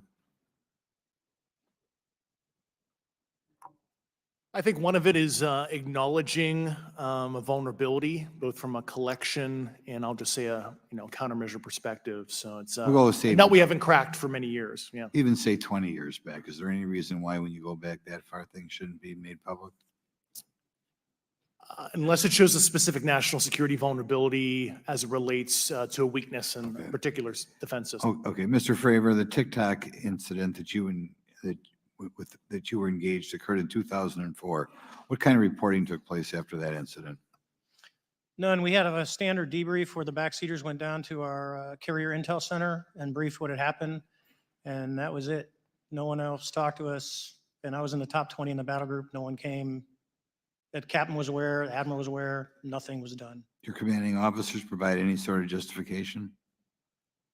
No, because I was the commanding officer of the squadron, so no. Was this incident the only UAP event that you encountered while you were a pilot? Yes, it was. Okay. This is for any one of you. Based off of each of your experiences and observations, do you believe UAPs pose a potential threat to our national security? Yes, and here's why. The technology that we faced was far superior than anything that we had, and you could put that anywhere. If you had one, you captured one, you reverse engineered it, you got it to work, you're talking something that can go into space, go someplace, drop down in a matter of seconds, do whatever it wants, and leave, and there's nothing we can do about it. Nothing. Okay, you two? Well, I would also like to add, from a commercial aviation and military aviation perspective, we deal with uncertainty in our operating space as a matter of our professional actions. Identifying friend from foe is very important to us. And so when we have unidentified targets and we continue to ignore those due to a stigma or a fear of what it could be, that's an opening that our adversaries can take advantage of. What steps should be taken to better understand and respond to UAP encounters in the interest of national security? There needs to be a location where this information is centralized for processing, and there needs to be a two-way communication loop so the operators on the front end have a feedback and can get best practices on how to process information, what to do. and to ensure that their reporting is being listened to. Right now, there is not a lot of back and forth. Mr. Grush, in your complaint to the intelligence community inspector, Inspector General, you claim that you believe information is being hidden. What kind of information do you think was hidden, and do you think it should remain hidden? Yes, I can speak to that very briefly in unclassified manner. As you know, the preponderance of my complaint was classified to the intelligence communities. Both material acquisition and exploitation activity, also baselining the UAPs, but not sharing it with, intelligence professionals that are actually doing step briefs to pilots, that kind of information. Yeah. Okay. Thank you very much. Now we'll go to Mr. Garcia. Thank you. Again, thank you all for your service and for testifying today. Want to just talk about UAPs as it relates to what we're seeing in pilots' interaction with UAPs. Particularly, Mr. Graves, one of the, I think, concerns that for members of this committee is this idea that pilots, there's no system to actually report UAPs and the stigma around pilots. And so can you just briefly, you mentioned that you're working with 30 pilots right now that have had encounters with UAPs, but you've also, I believe, discussed and know of many more pilots. This is just those that you're currently working with. Is that correct? Can you expand on that? Certainly. I'll break that down in two ways. First, when we were first experiencing these objects off the eastern seaboard in the 2014 to 2015 time period, anyone that had upgraded their radar systems were seeing these objects. So there was a large number of my colleagues that were detecting these objects off the eastern seaboard. They were further correlating that information with their other onboard sensors, and many of them also had their own eye sightings as well of these objects. Now, that was our personal firsthand experience at the time. Since then, as I've engaged this topic, others have reached out to me to share their experiences, both on the military side as well as the commercial aviation side. On the military aviation side, veterans that have recently got out have shared their stories and have expressed how the objects we were seeing in 2014, 2015 continued all the way to 2019, 2020, and beyond. And so it became a generational issue for naval aviators on the eastern seaboard. This was something we were briefing to new students. This is something that was included in the notice to airmen to ensure that there was no accidents. And now with commercial aviators, they are reaching out because they're having somewhat similar experiences as our military brothers and sisters, but they do not have any reporting system that they can send this to. And let me just add, both to Mr. Fravor as well as Mr. Graves, not having this system for reporting, would you both agree that is harmful to not just our national security interests, but to understand this phenomenon of what's happening with UAPs? I think it's actually a travesty that we don't have a system to correlate this and actually investigate. So if you took the East Coast, there's coastal radars out there that monitor our air defense identification zone, so out to 200 miles. They can track these, so when you see them, they could actually go and pull that data and get maneuvering. And instead of just having the airplanes, there's other data sources out there. And I've talked to other government officials on this. So you need a centrally located repository that these reports go to. So if you just stuck it in DOD, you wouldn't get anything out of the Intelligence Committee because they have a tendency to not to talk. But if you had a central location where these reports would come in, not just military, but also commercial aviation, because there's a lot of that going on, especially if you talk to anyone that flies from here to Hawaii, over the Pacific, they see odd lights. So I think you need to develop something that allows you a central point to collect the data in order to investigate. Mr. Graves? I would concur with everything Mr. Fravor said. I'll continue to say that the commercial pilots that have reached out to me through Americans for Safe Aerospace are doing so because they don't feel there's another way for them to report this safety issue. And I think one of the clear outcomes of this hearing already is that there has to be a safe and transparent reporting process for pilots, both on the commercial side and the military side, to be able to report UAPs in a way that's also transparent, but also understands the scope of our national security interests and what may be classified or not. But I think there has to be some sort of system. And so that's something that I hope can be an outcome that this committee can work on. Is there anything else for the two of you briefly beyond this reporting system that you think that we can do as a government to encourage and facilitate more civilian reporting? I think we're doing it right now. Okay, great. I think this hearing is going to show the American people that their government takes this topic seriously. And how about civilians that may not be pilots? What kind of process could be in place for civilians who are not pilots, who may have UAP encounters? Do either of you have any suggestions that could facilitate that? My recommendations would be to make that a sensor-centric operation in order to make it as objective as possible. Okay. Sir, Mr. Fravor? No, I agree with Mr. Graves on that. Okay.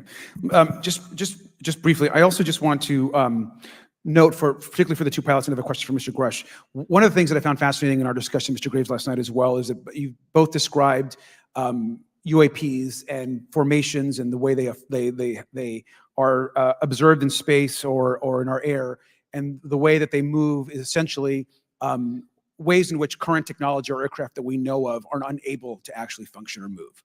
And so will you just, for the public record, again, once again, just briefly just either describe or note that aircraft that are being witnessed, particularly by the 30 folks that you're working with, are essentially outside the scope of anything that we know of today and the technology we have today. Mr. Graves, Mr. Fravor? Yes, the objects that are being seen by commercial pilots are performing maneuvers that are unexplainable due to our current understanding of our technology and our capabilities as a country. And that applies for the military as well. Mr. Fravor? Yeah, I concur with that. We have nothing that can stop in midair and go the other direction, nor do we have anything that can, like in our situation, come down from space, hang out for 3 hours, and go back up. Thank you. My last question, and sometimes I know that you have also said some of these answers in the past, but we're trying to get them on the public record as well, which is really important. Mr. Grush, finally, do you believe that our government is in possession of UAPs? Absolutely, based on interviewing over 40 witnesses over 4 years. And where? I know the exact locations, and those locations were provided to the Inspector General, and some of which to the intelligence committees. I actually had the people with the firsthand knowledge provide a protected disclosure to the Inspector General. Thank you. And Mr. Chairman, I would just say that I think that these questions are important questions, and I look forward to being involved in the process to get those answered. I know there'll be a lot of questions from other committee members, so I yield back. Thank you. We'll go to Mr. Burchett himself. Thank you, Mr. Chairman. Thank you, Mr. Garcia. I would like to have you on my legislation to do just that on the reporting, and we'll get together on that. Maybe you can be my co-sponsor on that. That'd be really cool. Thank you for those great questions. Mr. Graves, again, I'd like to know, how do you know that these were not our aircraft? Some of the behaviors that we saw in a working area, we would see these objects being at 0.0 Mach, that's 0 airspeed, over certain pieces of the ground. So what that means, just like a river, if you throw a bobber in, it's going to float downstream. These objects were staying completely stationary in Category 4 hurricane winds. These same objects would then accelerate to supersonic speeds, 1.1, 1.2 Mach, and they would do so in very erratic and quick behaviors that I don't have an explanation for. Okay. Have you spoken to commercial and military pilots that have seen these off of our East Coast? I have. Okay. Mr. Fravor, I noticed that in the Tic Tac video, it's Tic Tac like the candy, not TikTok like the Chinese Communist app. That's correct. Yes, sir. I just want to make that because my daughter corrected me on that and called me a boomer and said, "Hey, boomer." And I said, "No, baby, it's Tic Tac like the candy. You're going to have to just look it up." And but now I would also like to say today is a day of many firsts. It's a miracle that we're having this meeting, and it's also a miracle that my wife has put up with me for 9 years today. Today is my anniversary, so I want to tell my wife happy anniversary and that I love her very much. As she likes to say, this 9 years have been the best 2 years of her life. So thank you.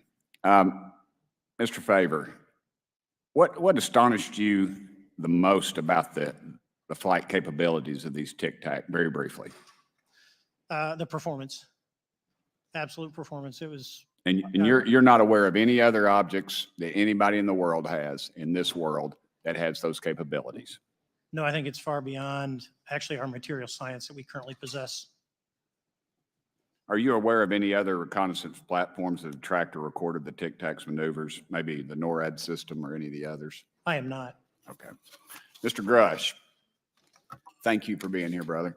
Thank you all very much. Have you faced any retaliation or reprisals for any of your testimony or anything on these lines? Yeah, I have to be careful what I say in detail because there is an open whistleblower reprisal investigation on my behalf, and I don't want to compromise that investigation by providing anything that may help provide somebody information. But it was very brutal and very unfortunate, some of the tactics they used to hurt me both professionally and personally, to be quite frank. Yeah.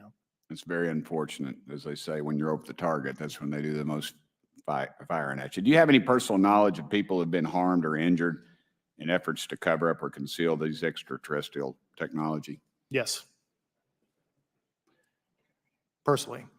Have anyone been murdered that you would think that you know of or have heard of, I guess? I have to be careful asking that question. I directed people with that knowledge to the appropriate authorities.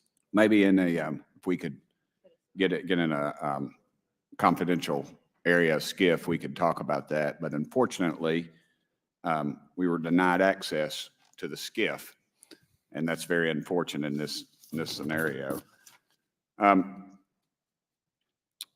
Mr. Favor, do you believe that you witnessed an additional object under the water in relation to your encounter? I will say we did not see an object. There was something there to cause the whitewater, and when we turned around, it was gone. So there was something there that obviously moved.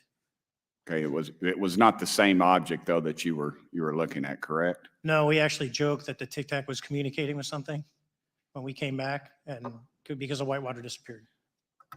We were in another instance. We're told about the capabilities of a jamming during viewing of when there were some people chasing some of these objects. Did you experience any of that jamming or interrupting your radar or weapons system?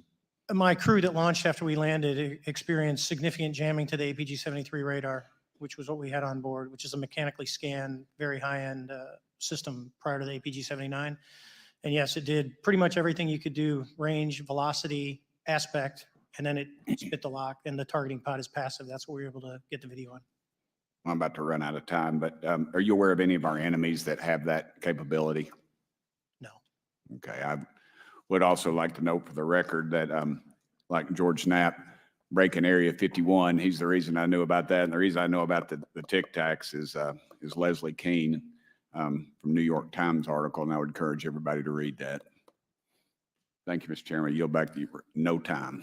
Very good. Mr. Raskin? Thank you, Mr. Chairman.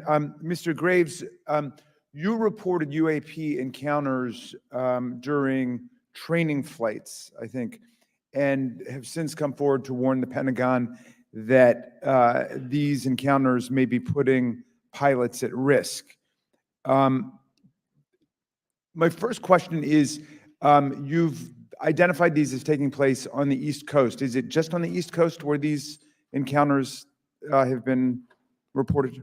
No, since the events initially occurred, I've learned that the objects have been detected essentially where all operations, Navy operations are being conducted across the world.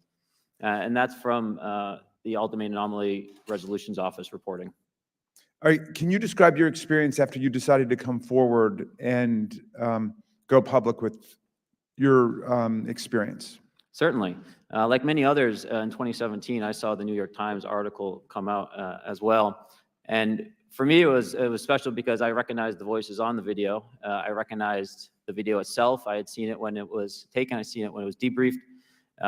And so that was kind of shook me because I realized that this problem was still ongoing. And so I reached out to colleagues back on the East Coast and realized that this was still a safety risk that they were dealing with, that they had essentially hit a wall with how they could move forward on this conversation. It was at that point when I decided to try to move the conversation forward myself. Are there common characteristics to the UAPs that have been cited by different pilots? And can you describe what the convergence of descriptions is? Certainly. We were primarily seeing dark gray or black cubes inside of a clear sphere. I'm sorry, dark gray or black cubes? Yes, inside of a clear sphere, where the apex or tips of the cube were touching the inside of that sphere. And that was primarily what was being reported when we were able to gain a visual tally of these objects. And that occurred over almost 8 years. And as far as I know, it's still occurring. I take it that you're arguing what we need is real transparency in a reporting system so we can get some clarity on what's going on out there, because there are many pilots in your situation, but we should have a way of developing a systematic inventory of all of such encounters. Is that right? Yes, and I think we need both transparency and the reporting. We have the reporting, but we need to make sure that information can be promulgated to commercial aviation as well as the rest of the populace. Mr. Grush, what about you? What was your experience after you came forward? Well, it's only been about 2 months or so, so I guess my experience has been overwhelming support from former colleagues of mine that have privately messaged me, and I do appreciate that. But I do have knowledge of active planned reprisal activity against myself and other colleagues, and it's very upsetting to me. Coming from where? Certain senior leadership at previous agencies I was associated with. And that's all I'll say publicly, but I can provide more details in a closed environment. Okay. Well, I hope you understand that there would be bipartisan rejection of any attempt to vilify, demonize, or engage in other reprisals against our witnesses and people who are telling the truth from their perspective. Yeah, there were certain colleagues of mine that were brutally administratively attacked, and it actually makes me very upset as a leader to see that happen to other coworkers and actually superiors of mine over the last 3 years. How do you account for that response? That seems like a bizarre response. I call it administrative terrorism. That's their quiver, their tool in the toolbox to silence people, especially the career government service cares about their career, cares about their clearance, their reputation to climb the ladder. And when you threaten that career path, a lot of people back off. But I'm here to represent those people. So, Mr. Fravor, what about you? What has your experience been since you've come forward with your perspective on this? Actually, I've been treated very well. And the 6 people that were involved, myself included, all of them have or will be retiring from the military as 05s or 06s. And all my friends that are very senior, 3 and 4 stars, I've talked to them. They believe, they understand there's a problem, but no, I was actually treated really well. And what is your general interpretation of these phenomena, or what is your current thinking of trying to make sense of them? Well, I'll say, I'm not like a UFO fanatic. It's not me, but I will tell you that what we saw with 4 sets of eyes over a 5-minute period, still we have nothing close to it. It was amazing to see. I told my buddy I wanted to fly it, but yeah, it's just an incredible technology. All right, Mr. Chairman, thank you very much. I'll yield back to you. Thanks. On to Ms. Luna. Mr. Grush, in speaking to you yesterday, I just wanted to follow up on Representative Raskin's questions. In the last couple of years, have you had incidences that have caused you to be in fear for your life for addressing these issues? Yes, personally. Okay. Yeah. I just want everyone to note that he's coming forward in fear of his life. To put in perspective, if they were really not scared about this information coming out, why would someone be intimidated like that? To your knowledge, are NHIs working with adversarial foreign governments in either technology exchange programs or back engineering programs? I don't have data on that. I'm not sure. Have you heard or you had people come forward to present that evidence? Not that particular evidence that you just espoused. Okay, on the 19th of April, Dr. Kirkpatrick, head of Aero, had said that he did not find any evidence of UAPs. You also stated that you had, in your interview, that you had briefed him on information that you were uncovering, but that he did not follow up with you. Were the items that you divulged to him pertinent to national security? Yes, him and I had a classified conversation in April 2022 before he took over Aero in July 2022, and I provided him some concerns I had. Do you know why he might not have followed up with you? Unfortunately, I cannot read his mind. I wish he did. I was happy to give sage counsel to him on where to look when he took the helm of Aero. Okay, and then my last question for you before I move to Mr. Graves is you received prior approval from the Defense Department to speak on certain issues, correct? Correct, through DOPSR, DoD Pre-Publication and Security Review. And I just want to remind the public, they're just looking from a security perspective. These are my own personal views and opinions, not the department's. Okay, I'm asking that though mainly because I think that there are many people that would like to discredit you. So it does bring a certain amount of credibility to your testimony. I'm required by law to do that as a former intelligence officer, or I go to jail for revealing classified information. Yeah, we don't want you to go to jail. My next question would actually be for Mr. Graves. Can you please explain to me in detail the event that occurred at Vandenberg Air Force Base? Certainly. In the 2003 timeframe, a large group of Boeing contractors were operating near one of the launch facilities at Vandenberg Air Force Base when they observed a very large 100-yard sided red square approach the base from the ocean and hover at low altitude over one of the launch facilities. This object remained for about 45 seconds or so before darting off over the mountains. There was a similar event within 24 hours later in the evening. This was a morning event, I believe 8:45 in the morning. Later in the evening, post-sunset, there were reports of other sightings on base, including some aggressive behaviors. These objects were approaching some of the security guards at rapid speeds before darting off. And this is information that was received through one of the witnesses that have approached me at Americans for Safe Aerospace. Was this documented in any official form, whether it was a police blotter? Yes, they had official documentation and records from the event that the witness held over the years. And I'm not going to ask you to do it right now for time reasons, but you would be able to sketch what was witnessed, correct? And have you seen that before on any other equipment and/or during your flight time? I have not seen what they've described. This object was estimated to be almost the size of a football field, and I have not seen anything personally that large. Okay, and then another question on follow-up referencing the gimbal video Go Fast incident.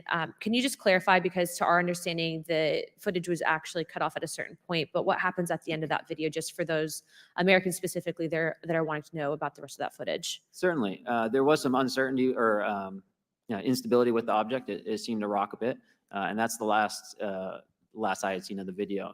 Much of the data that I would recommend be analyzed would consist of radar data that would provide precise kinematics on the object, as well as the fleet of objects that were operating nearby.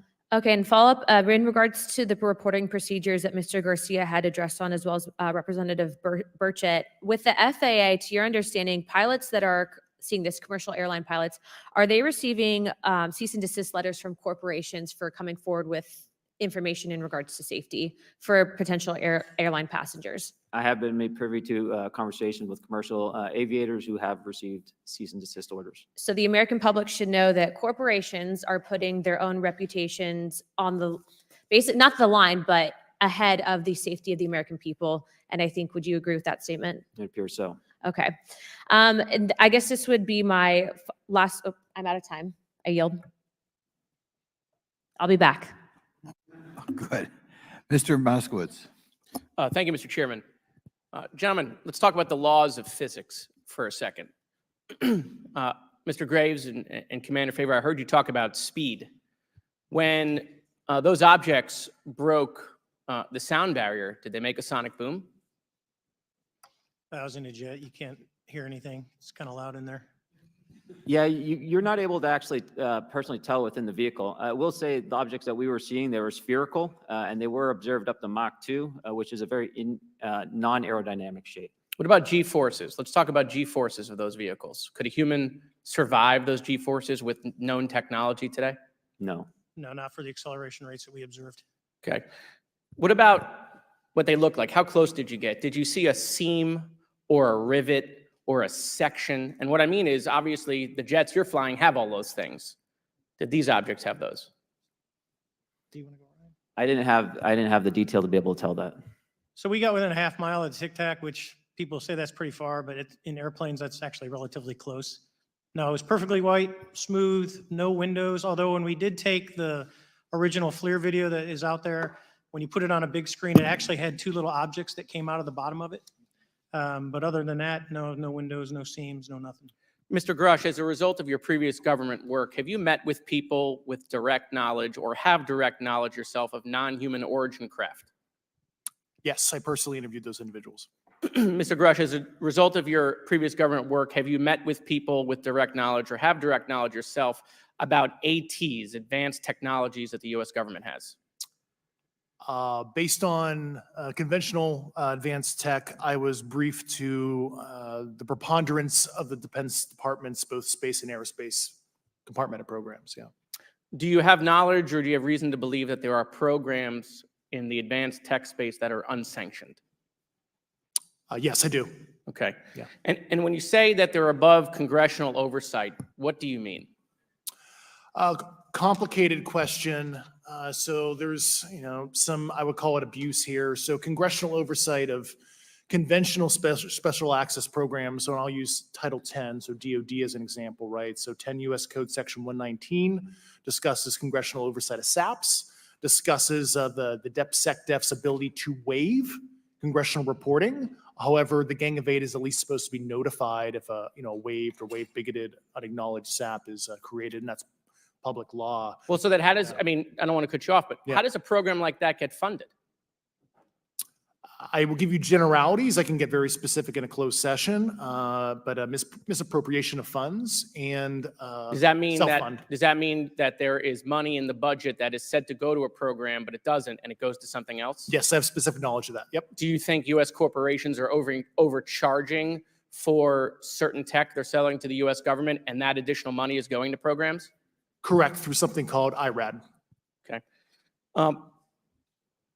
Satellite imagery. Let's talk about satellite imagery. We have satellites all over the place, some that we're aware of and many that we're not aware of, right? We're taking pictures of everything at every point and second. Mr. Grush, are you aware, do you have direct knowledge, or have you talked to people with direct knowledge that there are satellite imagery of these events? That was one of my primary tasks at NGA, since we process, exploit, and disseminate that kind of information.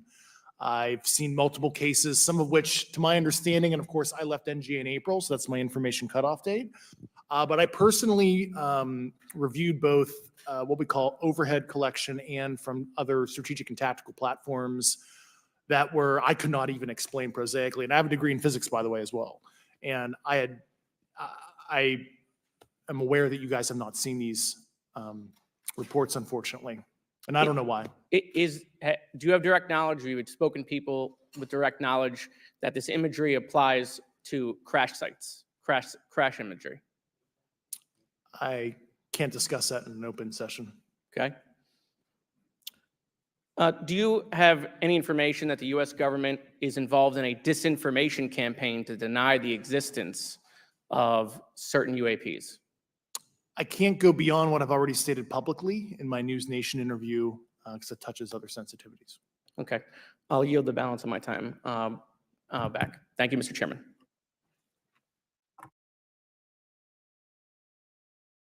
Ms. Fox? Thank you, Mr. Chairman, and I thank our witnesses for being here today. Mr.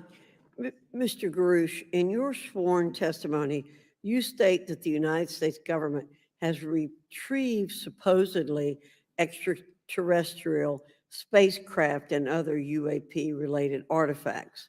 You go so far as to state that the U.S. is in possession of, quote, non-human spacecraft, end quote, and that some of these artifacts have circulated with defense contractors. Several other former military and intelligence officials have come forward with similar allegations, albeit in non-public settings.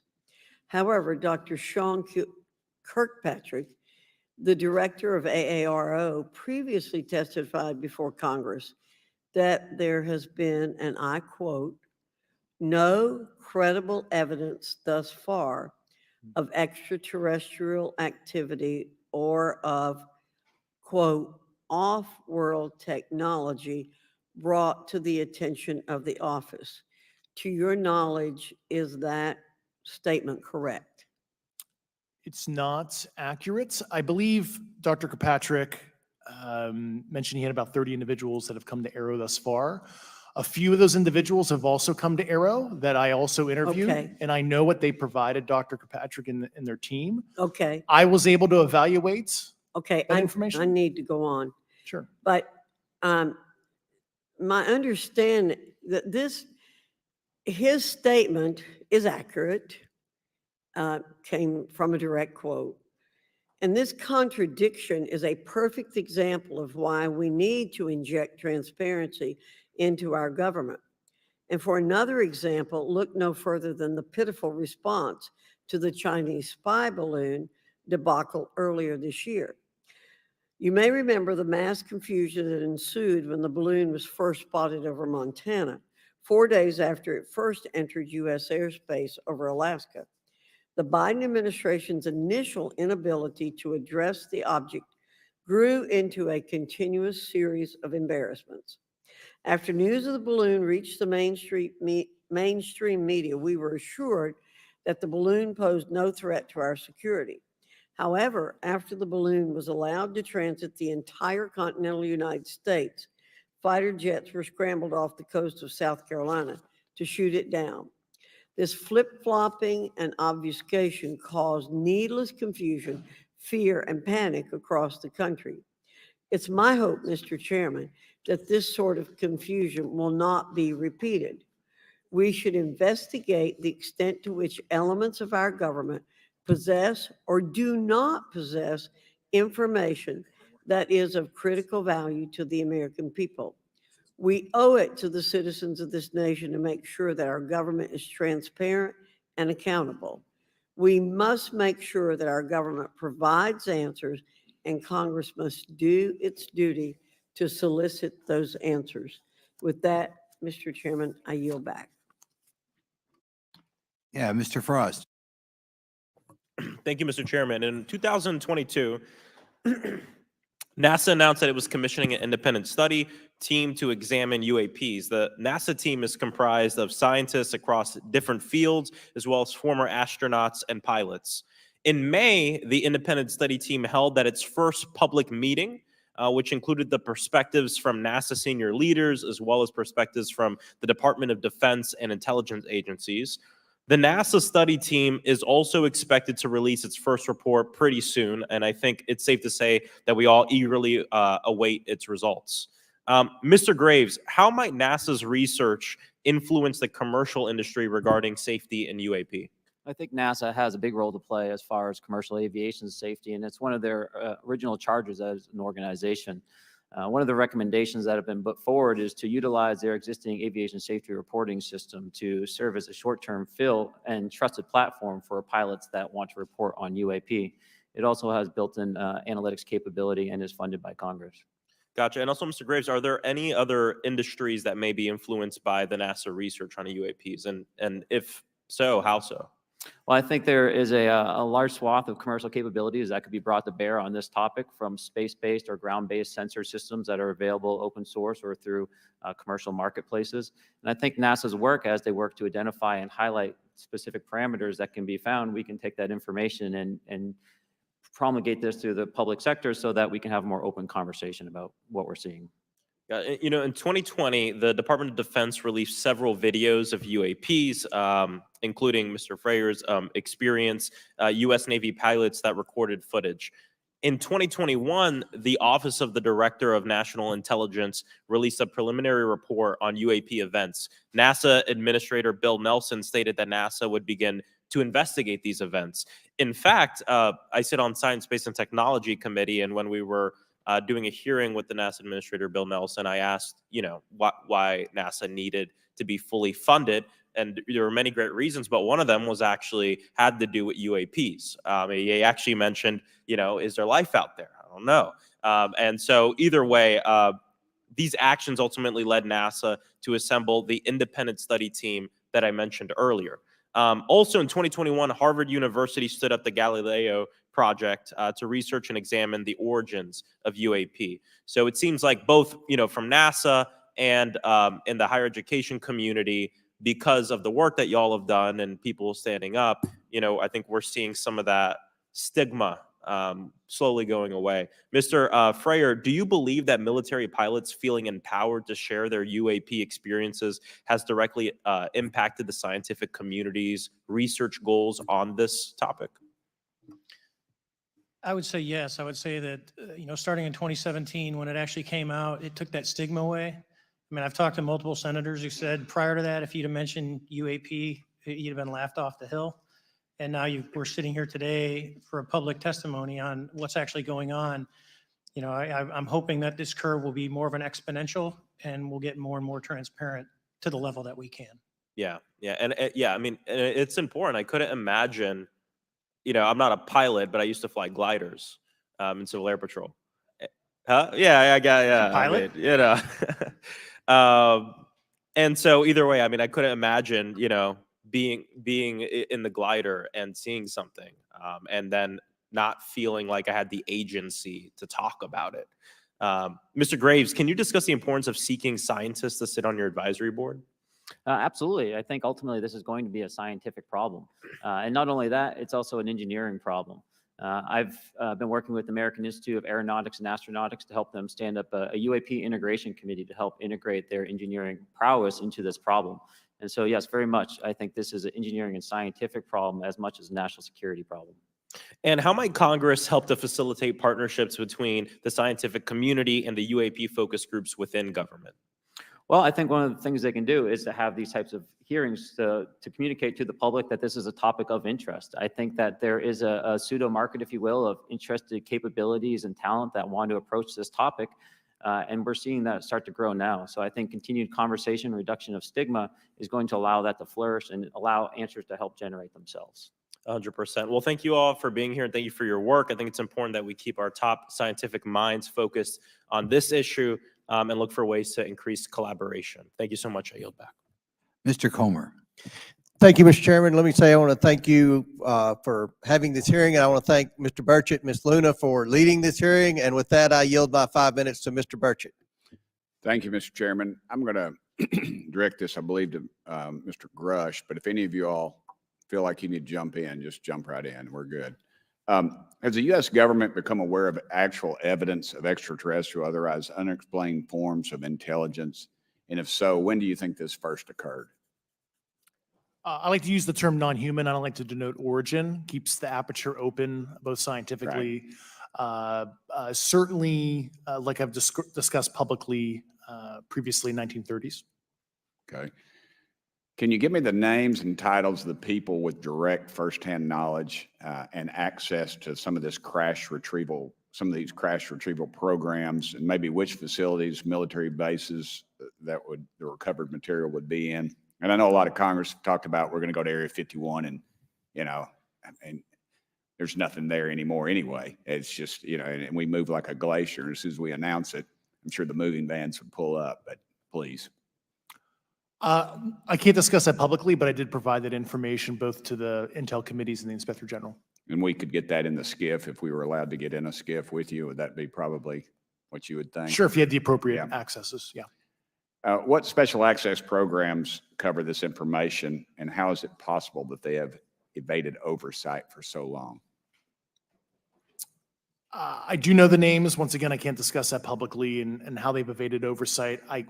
In a closed setting, I can tell you the specific tradecraft used. All right. When do you think those programs began, and who authorized them? I do know a lot of that information, but that's something I can't discuss publicly because of sensitivities. All right. If any of y'all want to jump in on any of this, you're more than welcome to. What level of security clearance is required to fully access these programs? Well, anybody who has... and I say that because myself, Representative Gates and Representative Luna were basically turned away at one point at Eglin. So please go right ahead. Certainly difference between member access and say somebody like me, but anybody who has a TSSCI clearance and meets the eligibility criteria, the access adjudicative authority should be able to grant you access. Mr. Burchett, if you'll yield. So just to put a fine point on that, there's nothing that you're aware of that's above special access program classification. It's a misnomer that there's anything actually above top secret. Executive Order 13526 delineates the classification levels. Right. But I draw a point on that because we can have access to those programs. And so the notion that we're not being given that access sort of defies our typical muscle memory here in Congress. Thank you, Mr. Burchett. I'll yield back to you. Thank you, Mr. Gates. Along those lines, Title 10, you may not know this or not, but Title 10 and Title 50 authorization, they seem to say they're inefficient. So who gets to decide this, in your opinion, in the past? It's a group of career senior executive officials. Okay, are they government officials? Both in and out. Do what? Both in and out of government, and that's about as far as I can go there. Yeah. All right, well, that leads to my next question. Which private corporations are directly involved in this program? How much taxpayer money has been invested in these programs, to your knowledge? I mean, we know we audit the Pentagon every year. And I've been here 5 years and they failed the dadgum thing every year.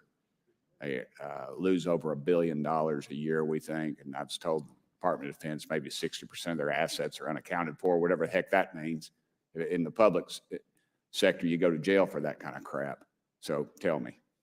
Yeah, I know when I'm $1 off of my DTS travel voucher, I get hammered, but seems like it doesn't work the other If way. you right? sell over Yeah. if you sell over $600 worth of stuff on eBay, now you get a call from the IRS. So please, what corporations? Yeah, I don't know the specific metrics towards the end of your question. The specific corporations I did provide to the committees in specific divisions, and I spent 11 and a half hours with both Intel committees. So. Okay, has there been an active U.S. government disinformation campaign to deny the existence of unidentified aerial phenomena? And if so, why? I can't go beyond what I've already espoused publicly about that.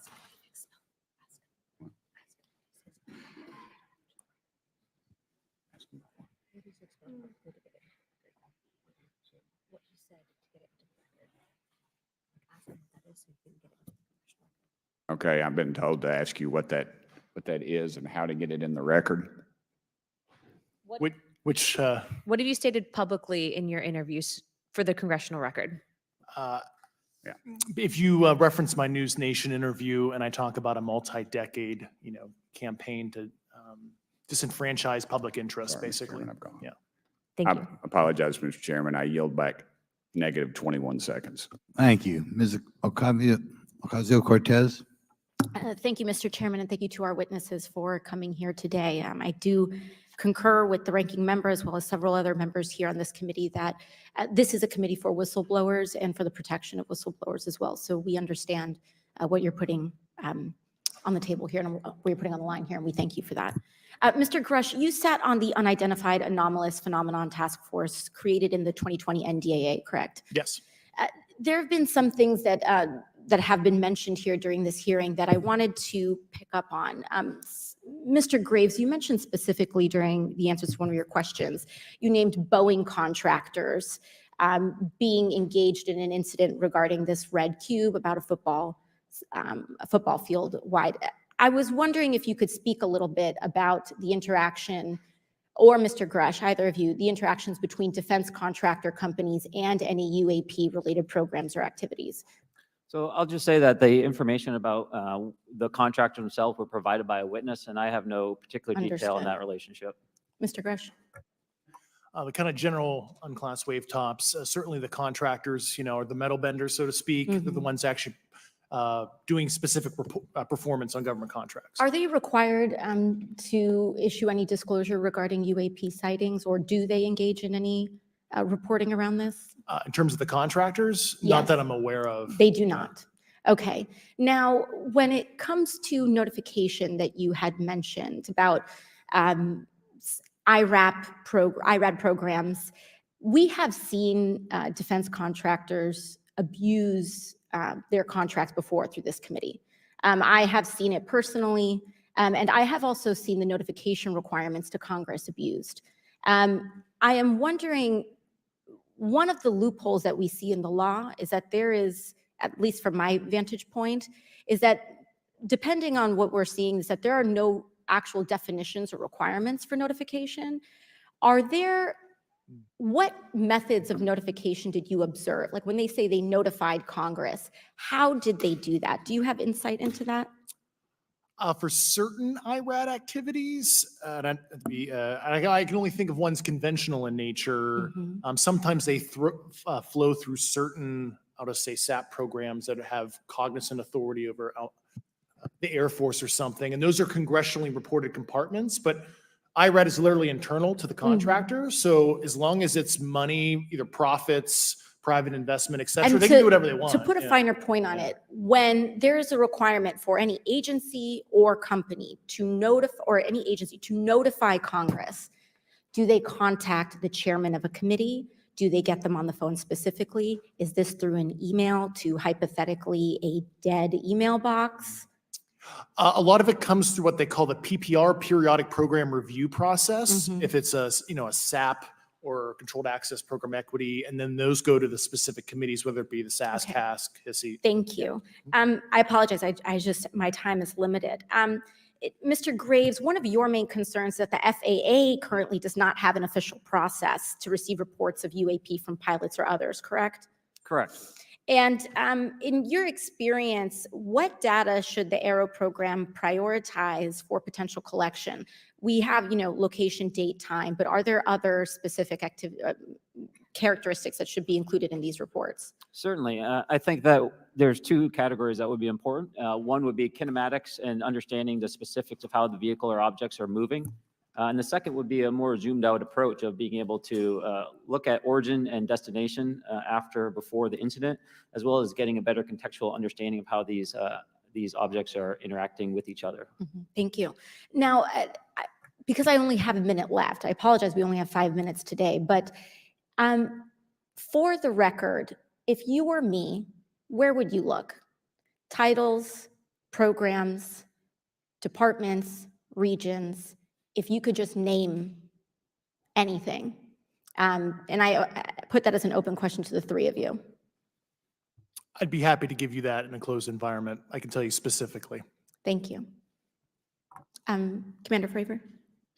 And I would say, and I've told people that you have to know where to look. They're not going to divulge it to you because of the classification levels. But if you know where to look and who to talk to, which is exactly what Mr. Grush can point you, then you have them. Okay. Mr. Graves? I was an operator, so I was depending on folks like Mr. Garage to do that homework. Okay. Thank you very much. I yield back to the chair. Mr. Biggs? Thanks, Mr. Chairman. I thank the witnesses for being here today. I'm over here. Thank you so much for being here. I want to get into specifics here, and the reason I'm going to go this way is because you've talked a bit about what I would call misdirection by official U.S. government with regard to UAPs, right? And so I'm going to get to that in a second. But last week, White House NSC spokesman John Kirby stated that UAPs are having an impact on our training ranges and need to be treated as a legitimate issue. Do you concur with the statements? That's for each of you. Yes. Yes. Yes. Okay. Now, having said that, I'm going to take you to specific instances around the Phoenix Valley, because that's where I live. In '97, we had the famous Phoenix Light case. I don't know if any of you are familiar with that. There were two things that went along with that, and the explanation was military training range off Luke and the Barry Goldwater Range. Do you know anything different other than the official explanation of those lights? Only what's in the public vernacular about it. That was outside the scope of my duties. And if we wanted to, just my question along with my colleague from New York, Ms. Ocasio-Cortez, if we wanted to find out more about that, where would we go to find the files, and who would we address? And are you going to tell me we need to go to a SCIF so you can tell us in a SCIF? I could potentially give you a vector on that. That specific case, I'm familiar with it in terms of public, but I give you a vector in a closed environment, yeah. That would be good, thank you. So if it's true that UAPs are having an impact on training ranges, and this administration considers it to be a legitimate issue, what steps can Congress take to address training range impacts? And I say that having two very large training ranges in my state. And so we'll start with Mr. Graves and going down the panel. Some of the initial procedures have been implemented, such as within the United States Navy, that have a range failure report that gathers information from pilots. I understand that a service-wide reporting mechanism is still pending. However, that would be a great next step, not only for gathering information, but for showing the troops that it is an acceptable topic and reducing the stigma. Okay, please, all of you continue. Yeah, as a recipient of a lot of those training range reports, sometimes we only get contextual kind of oral reporting. It'd be nice if they attached all sensor data and there's a system in place that can handle multiple classifications of data. And that's an issue with the F-35, right? That jet was never built to be an ISR platform. And it's a pain in the, we'll just say butt, to get that data off. So, yeah. Great. Thank you. Yeah, I would agree with the previous two. Being a user of those training ranges, that the data has to be out there. You have to acknowledge that you're seeing them, and then you have to collect the data. Right now, you get the report, someone says, I saw something, but no one collects the radar data to back it up and do research. Okay. Do you believe that the 2019 classification guidelines for UAPs interferes with the federal government's ability to be transparent with the American people? And do you think we need to be more transparent with the American people? All of you, yeah. I'll say yes to that. Yeah, I'm familiar with at least the UAP Task Force 2019 Security Classification Guide. I think it's fair. I did actually help author that with the Uh-oh, director at you the got a time. bias that Yeah, way then. but I will say, I'll call it a lazy attitude about declassifying videos. I mean, I've seen some of the videos of the recent shoot down, and I saw no reason that couldn't have been released as long as they mask some data. The American people deserve to see that imagery and full motion video. I would think, well, in my opinion, I will say things are overclassified. I know for a fact the video or the pictures that came out in the I think it was 2020 report that had the stuff off the East Coast, they were taken with an iPhone off the East Coast. A buddy of mine was one of the senior people there, and he said they were originally classified at TSSCI. And my question to him was, what's TSSCI about these? They're an iPhone Right. literally off the vacapes. That's not TSSCI. So they're overclassified, and as soon as they do that, they go in a vault, and then you all have to look for them. Yeah, so with the overclassification, that may be one way. Are there other ways that the DoD or intelligence agencies are keeping this information from the American people or even from Congress? I think part of that has been not encouraging reporting. If the problem is not something that can be measured, it's not something that's going to be fixed. Okay, very good. Well, I'm out of time, and I thank you, Mr. Chairman, and I yield back. First of all, without objection, Representative Nick Langworthy of New York has waived down the subcommittee for purpose of questioning witnesses at today's subcommittee hearing. And then we go to Mr. Burleson. Thank you, Mr. Chairman. Appreciate you guys coming out today testifying. Look, I've been here for 6 months and I'm pretty skeptical. I don't trust anything in this town. And so I think that's because I'm from Missouri. You've got to show me, right? With that being said, there's been a lot of things that have been said in the public, Mr. Grush. And so I want to get down to, if we can, some specifics, right? So at one point you had said that there has been harmful activity or aggressive activity. Has any of the activity been aggressive, been hostile in your reports? I know of multiple colleagues of mine that got physically injured, and the activity. And I got by UAPs or by people within the federal government? Both. Okay, Yeah. so there has been activity by alien or non-human technology and or beings that has caused harm to humans. I can't get into the specifics in an open environment, but at least the activity that I personally witnessed, and I have to be very careful here because they tell you never to acknowledge tradecraft, right? So what I personally witnessed myself and my wife was very disturbing. Okay. One of my constituents actually sent this next question, and I figured I'd ask it since I had the same thought. You've said that the U.S. has intact spacecraft. You said that the government has alien bodies or alien species. Have you seen the spacecraft? I have to be careful to describe what I've seen firsthand and not in this environment, but I could answer that question behind closed doors. Yeah. And have you seen any of the bodies? That's something I've not witnessed myself. Okay. And so with that being said, and the other statement that has been made that was intriguing to me it's intriguing because my view has been that we are billions of light years away from any other system. And the concept that an alien species that's technologically advanced enough to travel billions of light years gets here and somehow is incompetent enough to not survive Earth or crashes is something that I find a little bit far-fetched. And with that being said, you have mentioned that there's interdimensional potential. Could you expound on that? Yeah, to answer your first question, and I'm here as a fact witness and expert, but I will give you a theoretical framework, at least to work off, to kind of espouse crashes. regardless of, your level of sentience, right? Planes crash, cars crash, n number of sorties, however high, a small percentage are going to end in, mission failure, if you will, as we say in the Air Force.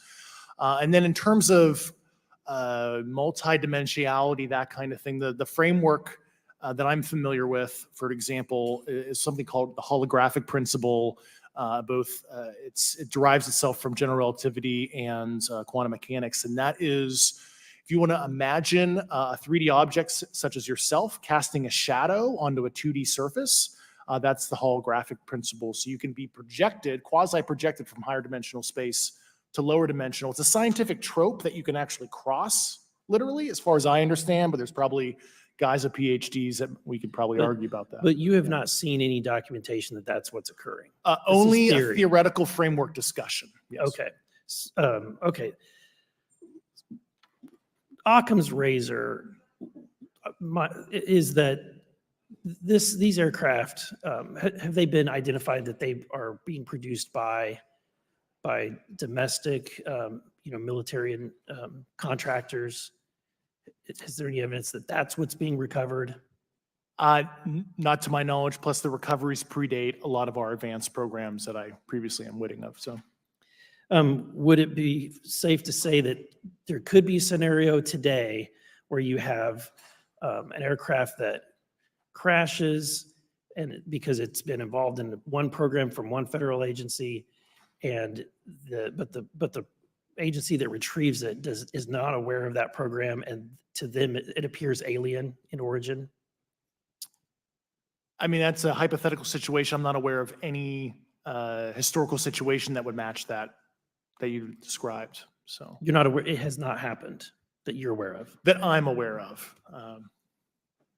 Thank you, Mr. Chairman. I yield back.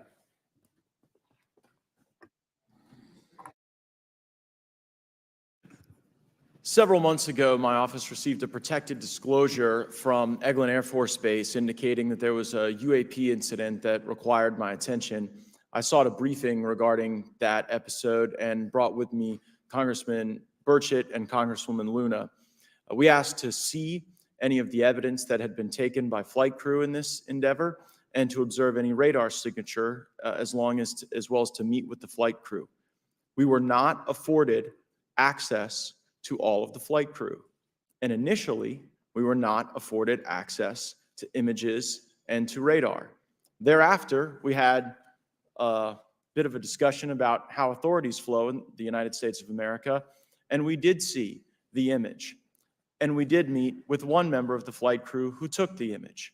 The image was of something that I am not able to attach to any human capability, either from the United States or from any of our adversaries. And I'm somewhat informed on the matter, having served on the Armed Services Committee for 7 years, having served on the committee that oversees DARPA and advanced technologies for several years. When we spoke with the flight crew, and when he showed us the photo that he'd taken, I asked why the video wasn't engaged, why we didn't have a FLIR system that worked. Here's what he said. They were out on a test mission that day over the Gulf of Mexico. And when you're on a test mission, you're supposed to have clear airspace. Not supposed to be anything that shows up. And they saw a sequence of 4 craft in a clear diamond formation for which there is a radar sequence that I alone have observed in the United States Congress. One of the pilots goes to check out that diamond formation and sees a large floating, what I can only describe as an orb. Again, like I said, not of any human capability that I'm aware of. And when he approached, he said that his radar went down. He said that his FLIR system malfunctioned and that he had to manually take this image from one of the lenses, and it was not automated in collection as you would typically see in a test mission. So I guess I'll start with Commander Fravor. How should we think about the fact that this craft that was approached by our pilot had the capability of disarming a number of the sensor and collection systems on that craft? Well, I think this goes to that national security side, and you can go back through history of things showing up at certain areas and disabling our capabilities, which is disheartening. And for us, I mean, like I said, it completely disabled the radar in the aircraft when it tried to do it. And the only way we could see it is passively, which is how you got that image. So I think that's a concern on what are these doing, not only how do they operate, but their capabilities inside to do things like this. And how should we think about four craft moving in a very clear formation, equidistant from one another, in a diamond? In all of the phenomenon, perhaps, Mr. Grave, that you've analyzed, have we ever seen multiple craft in a single formation? I have one particular case, and that was during the gimbal incident. The recording on the AT FLIR system shows a single object that rotates.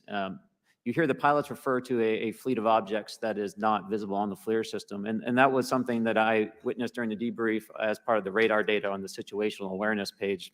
I would like to add, however, Congressman, there's a small bit of anger, I would say. I would feel that those pilots are still facing that difficulty in reporting this topic, and they don't have the tools to be able to mitigate this issue. It just goes to show how serious this is and why this is such an important issue for our pilots and for our nation. It was stated explicitly to me by these test pilots that if you have a UAP experience, the best thing you can do for your career is forget it and not tell anyone. Because any type of reporting, either above the surface or below the surface, does have a perceived consequence to these people. And that is a culture we must change if we want to get to the truth. Mr. Chairman, I would observe that perhaps as we move forward from this hearing, there are some obvious next steps.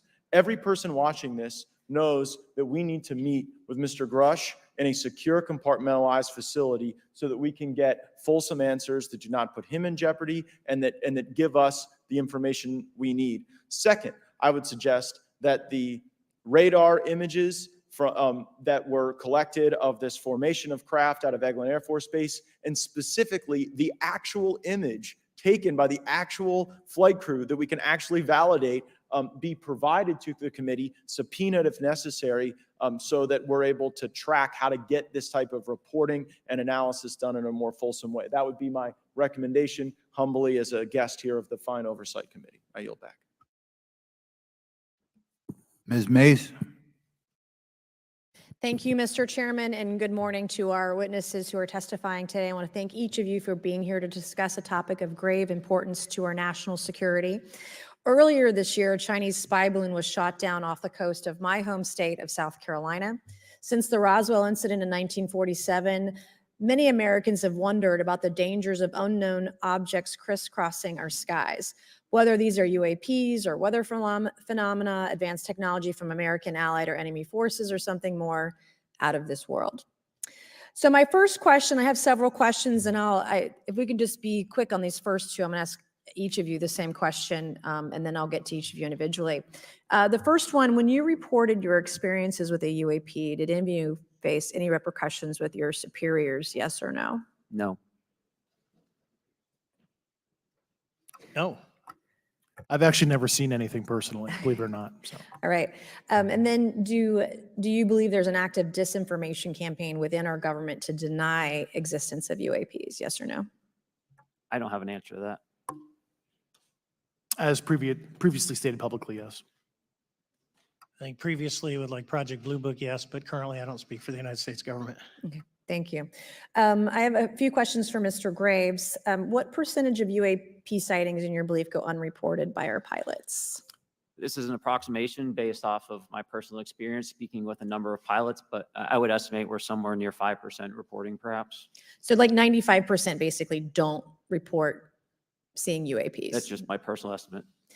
In the incident off Virginia Beach, do you believe the Navy took the danger to your aircraft seriously after it was reported? Absolutely. A few questions for Mr. Favor. As an expert naval aviator, have you ever seen an object that looked and moved like the Tic Tac UAP? No.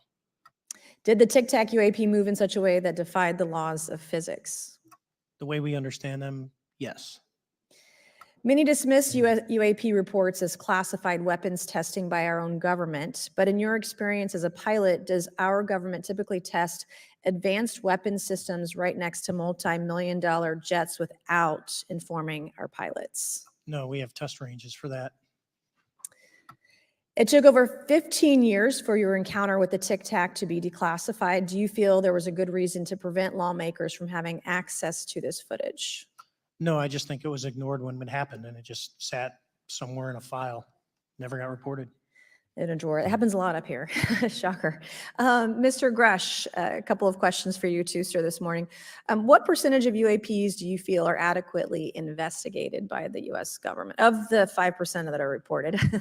I can only speak for my personal leadership over at NGA. I tried to look at every report that came through that I could triage. So, do you believe that officials at the highest levels of our national security apparatus have unlawfully withheld information from Congress and subverted our oversight authority?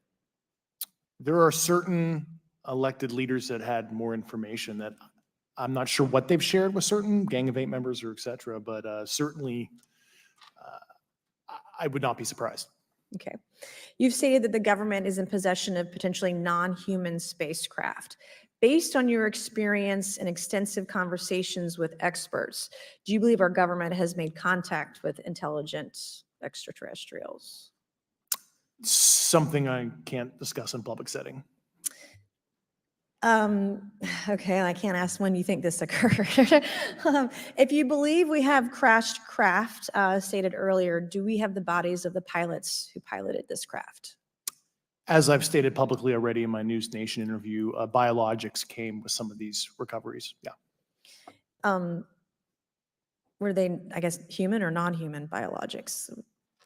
Non-human, and that was the assessment of people with direct knowledge on the program I talked to that are currently still on the program.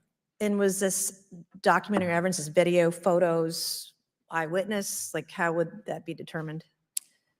The specific documentation I would have to talk to you in a skiff about. Gotcha. Okay. So, and you may or may not be able to answer my last question, and maybe we get into a skiff at the next hearing that we have, but who in the government, either what agency, sub-agency, what contractors, who should be called into the next hearing about UAPs, either in a public setting or even in a private setting? And you probably can't name names, but what agencies or organizations, contractors, et cetera, do we need to call in to get these questions answered, whether it's about funding, what programs are happening, and what's out there? I can give you a specific cooperative and hostile witness list of specific individuals that were in those. And how soon can we get that list? I'm happy to provide that to you after the hearing. Super. Thank you. And I yield back. Okay, now we have Mr. Langworthy's here. Okay. Thank you There very he much. I'd like to thank all of the witnesses for being here today to discuss this very unique topic. And I'd like to jump right into my questions, if you don't mind. Commander Fravor, can you briefly describe your background? Yeah, I was an enlisted Marine, Naval Academy graduate, Navy, flew for 18 years, got a master's from University of Houston, and I've worked in the private sector for the last, 16 years, 17 years. I do a lot of defense work. So Really gold-plated credentials. Commander Fravor, we have all seen the floating Tic Tac video that you engaged with on November 14th, 2004. Can you briefly talk about why you were off the coast of San Diego that day?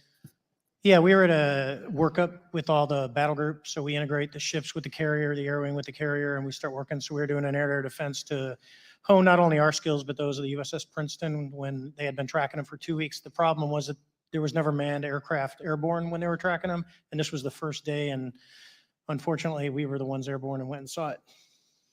Do you remember the weather that day? Was it cloudy or windy or anything out of the ordinary on the Pacific coast? It was actually, if you're familiar with San Diego, it was a perfect day, light winds, no white caps, clear skies, not a cloud. It was, for flying, it was the best.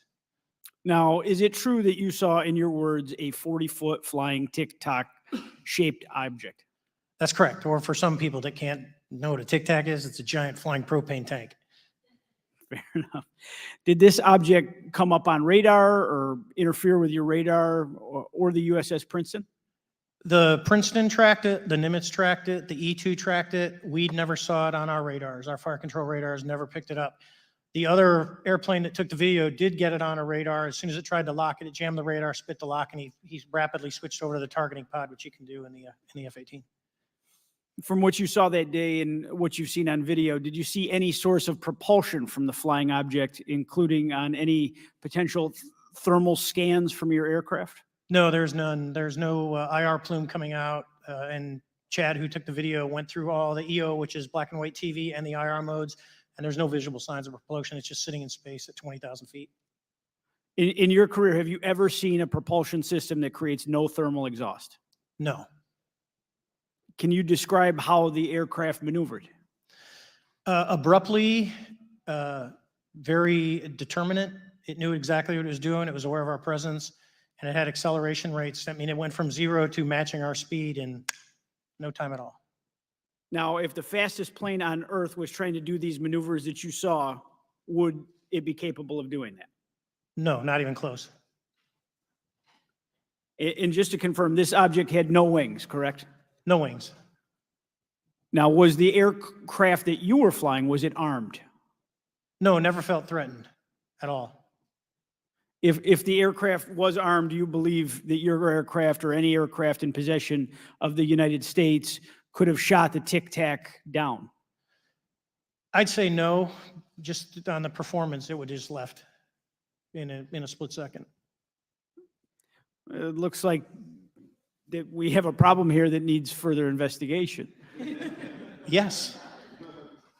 In your belief, is this flying Tic Tac, I mean, is it capable of being the product of any other nation on the earth?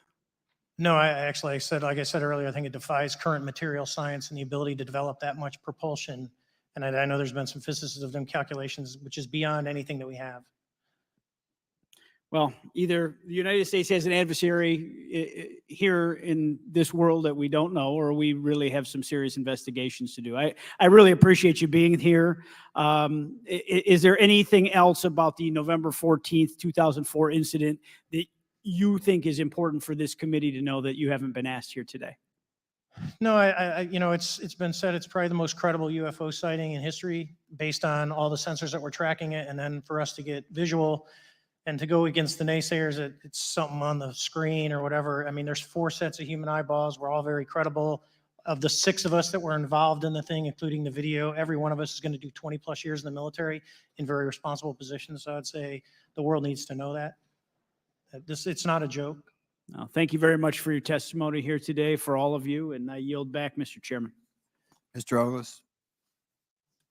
Thank you, Mr. Chairman, and thank you all for being here and the courage it took to come forward and again, the sacrifice that each of you have made. I serve on the National Security Subcommittee for the Financial Services Committee, so I really want to stay in the national security lane, if I may.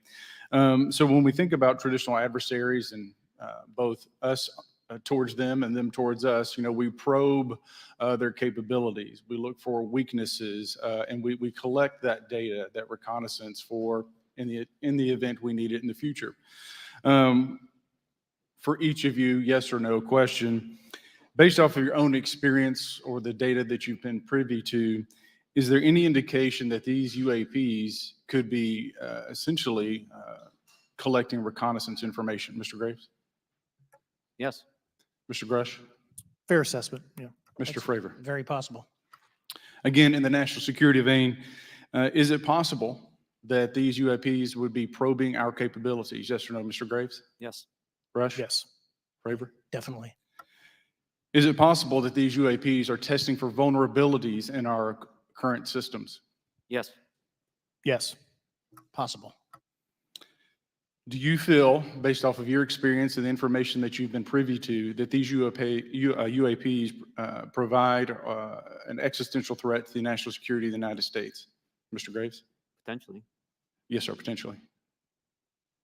Same answer, potentially. Yeah, I'd say Fravor? definitely, potentially.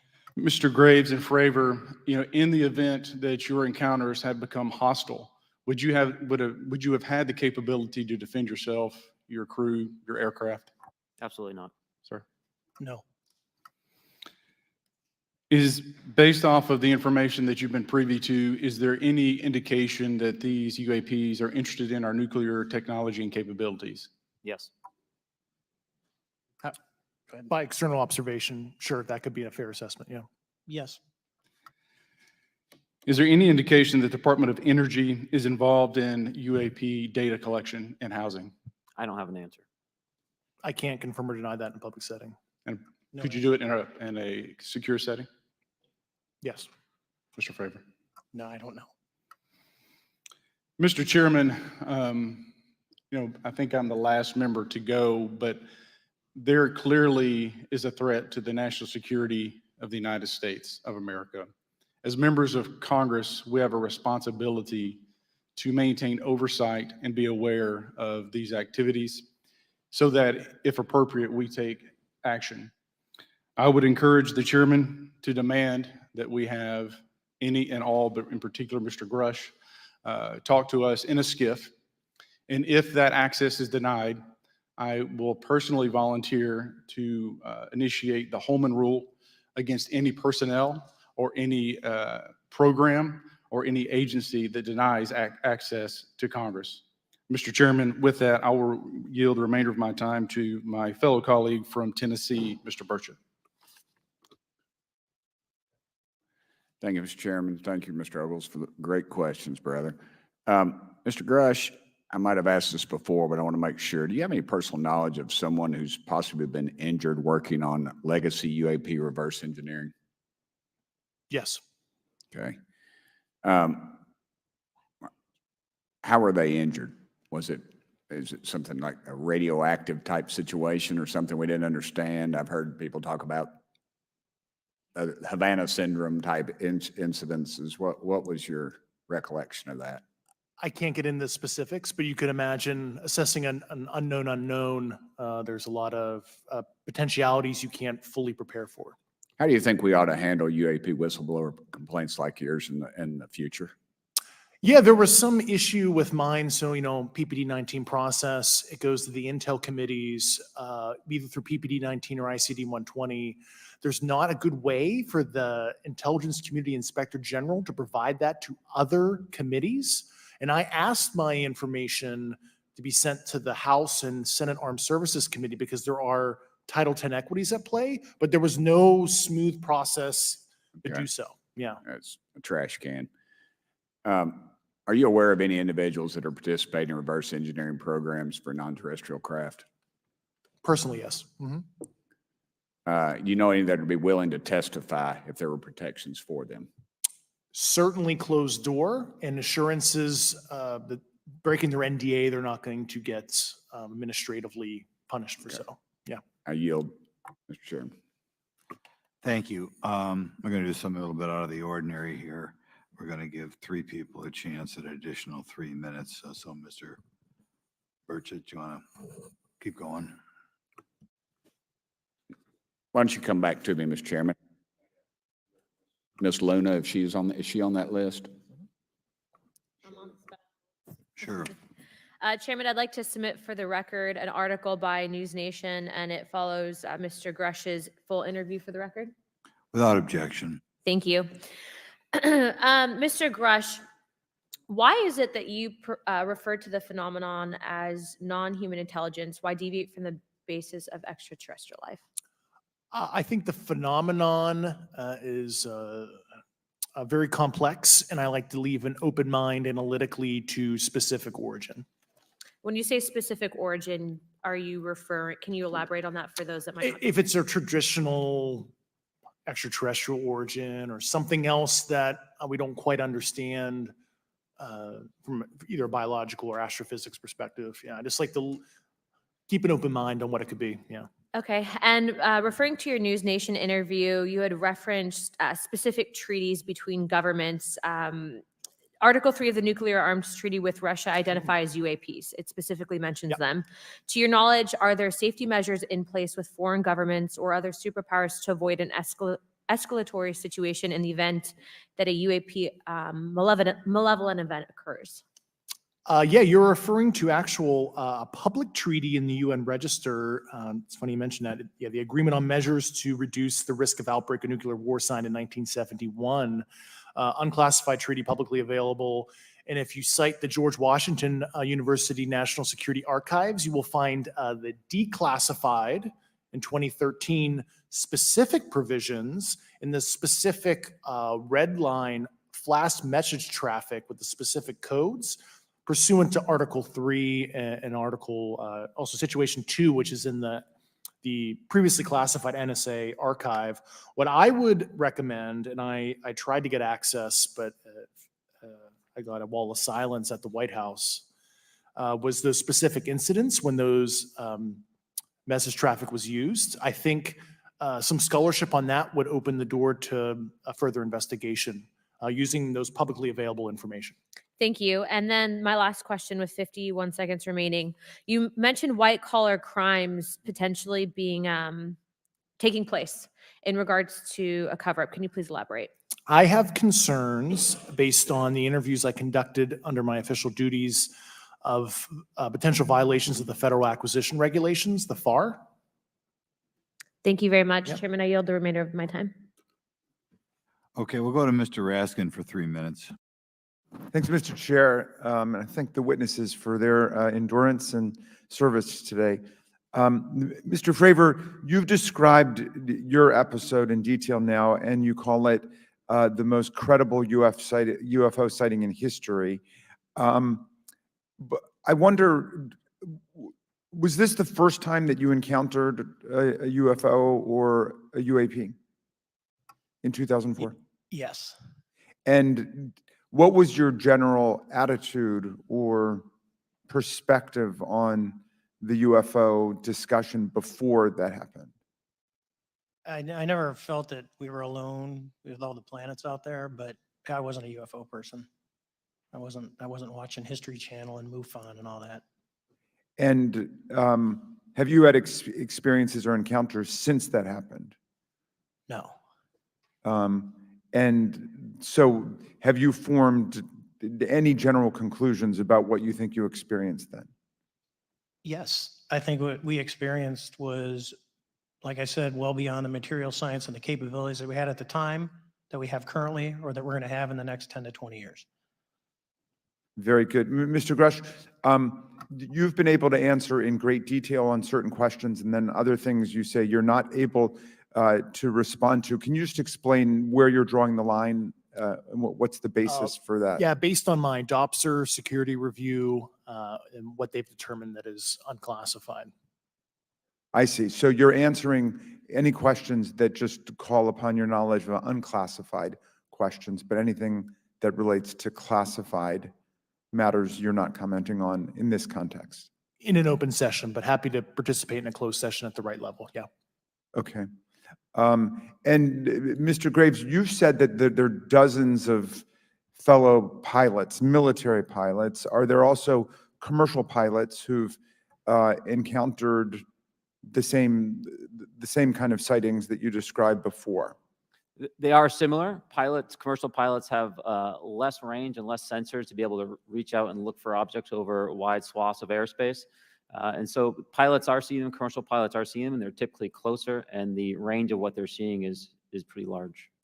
What is the most vivid, concrete sighting with the naked eye of the objects that you described before, the cube-like objects? Certainly, I think the most vivid sighting of that would have been near midair that we had at the entrance to our working area. One of these objects was completely stationary at the exact entrance to our working areas, not only geographically, but also at altitude. So it was right where all the jets are going, essentially on the eastern seaboard. The two aircraft flew within about 50 feet of the object, and that was a very close visual sighting. And you were in one of the aircraft? I was not. I was there when the pilot landed. He canceled the mission after, and I was there. He was in the ready room with all his gear on, with his mouth open.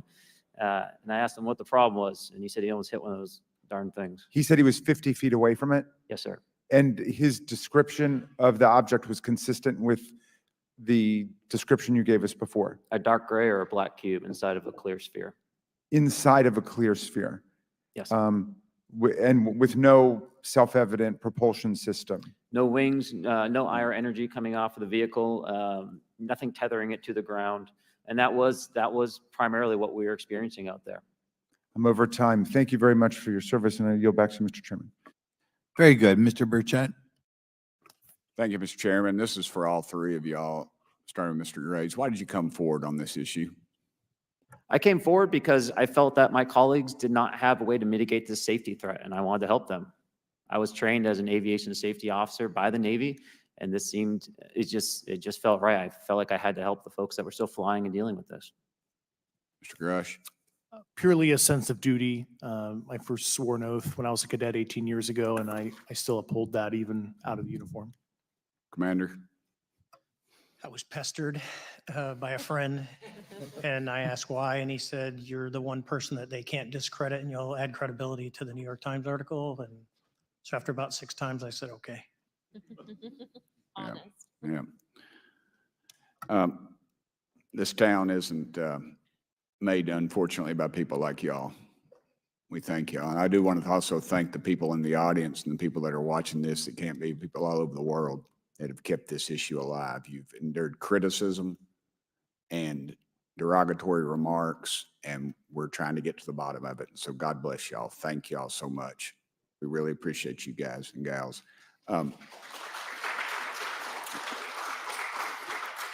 That's why we need term limits. Y'all keep clapping, us politicians just keep talking. So let me ask y'all, how can the public contribute to UAP reporting? And what avenues you think are available to the public to report these sightings? Well, right now, I don't think there is a lot of public options for every man to be able to report on this. I think even for professionals that have sensor data that are seeing these on a regular basis, they're still hesitant to come forward. And so for the general public, I think encouraging the conversations that we're having today, looking for technology solutions that can be distributed so that objective data can be gathered is the first place to go. Mr. Grush? I'll just touch on the whistleblower side of it. I do encourage, current and former military, intelligence community, and industry contractors to come forward in a legal way, either through the IC or DoD or whatever the cognizant IGs are, to lead, join me in this discussion.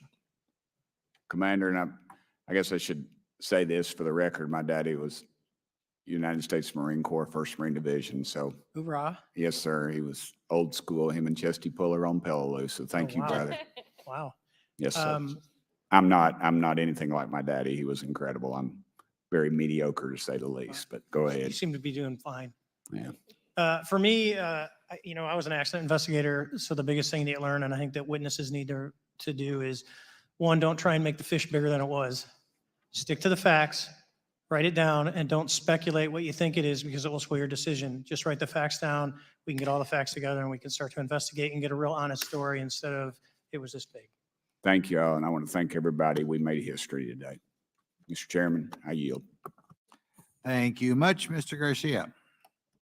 Thank you. I know now we're going to be making some closing remarks, and so I just wanted to say a few things. First, to our witnesses, I want to thank all of you for being here with us today.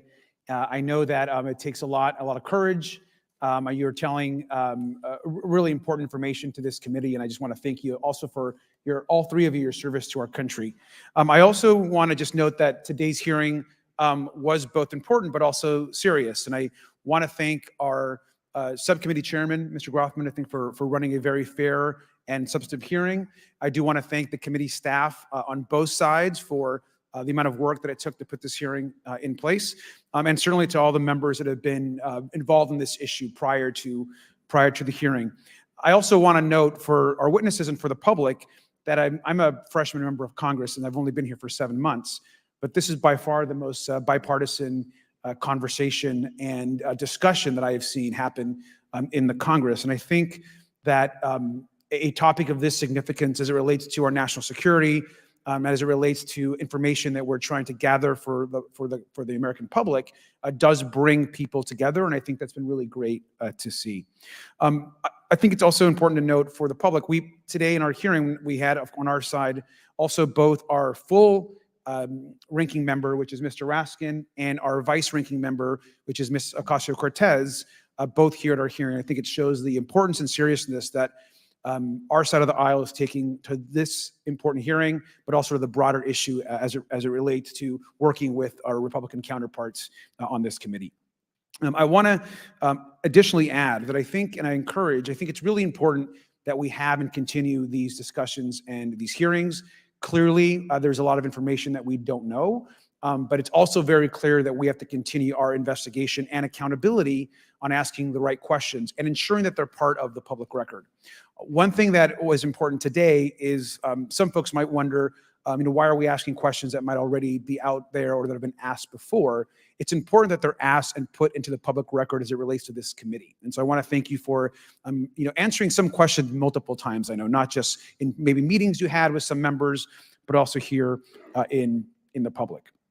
Let me also just add an additional note that it's important also that our friends in the media and those that are not just reporting on this hearing, but that have reported on this topic and that may in the future, the media has an important role in this process. And it's very important that the media engages, does independent investigation, and reports on not just what happened today, but what they see independently as what is happening around UAPs in the broader community. That is also an important public benefit that we have in trying to get the information and the facts as it relates to this.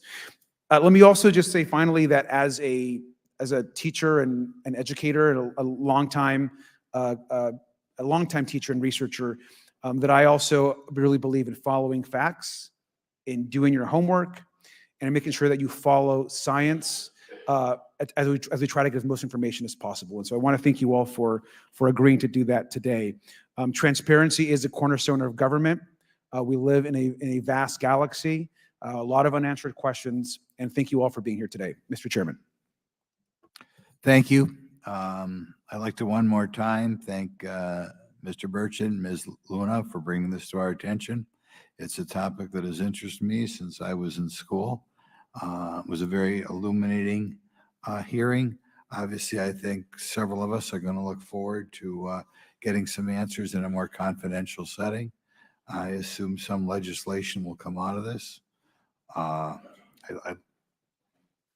Sure. I apologize, Mr. Chairman. I need to compliment the folks in my office that did a lot of the work on this. Rachel and Noah sitting behind me here. They're very quiet and humble, but if without them, this thing would not have come off like it did. So I apologize. Thank you. I think we're going to want to look into what we can do to make more of this information public. I think there's certainly a time period after which it should always be made public, and people have been concerned about these issues, like I said, since I was in high school. But in any event, I'd like to thank everybody who was here, sticking through the entire hearing. Without objection, the members will have 5 legislative days to submit materials and to submit additional written questions for the witnesses, which will be forwarded to the witnesses for their response.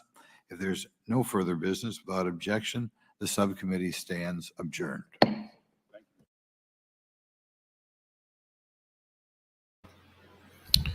Well, there you have it. Wow. Okay. What a great hearing. Holy smokes. Now, that's the kind of hearing people want to see when it comes to UAP and UFO. And yeah, there was some information repeated and questions repeated, but now it's a matter of public record. And that's what's important, because now these transcripts can then go ahead and be looked at and investigated. And that was really, really, yes, as Zen says, that was epic. That was epic. And hopefully we're getting closer to the answers. Yeah, so notice how there was the talk of corruption that was involved. In my understanding and in my personal opinion is that when you have a country that operates on corporations being in bed with a government and being able to get handouts and pork from elected officials, that kind of stuff will continue to happen. So that's just my personal insight on it, that once people figure out, and this I think was the Toteville who said the quote, a famous French philosopher that said something along the lines of, as soon as the American people figure out they can vote themselves vote themselves money or property from the trough of the American government, that's all they'll end up doing. So anyways, I'm just gonna leave it at that. But I think a very great hearing. It shedded a lot of light, as far as I'm concerned, on David Grush. I think he's more credible than I gave him credit for.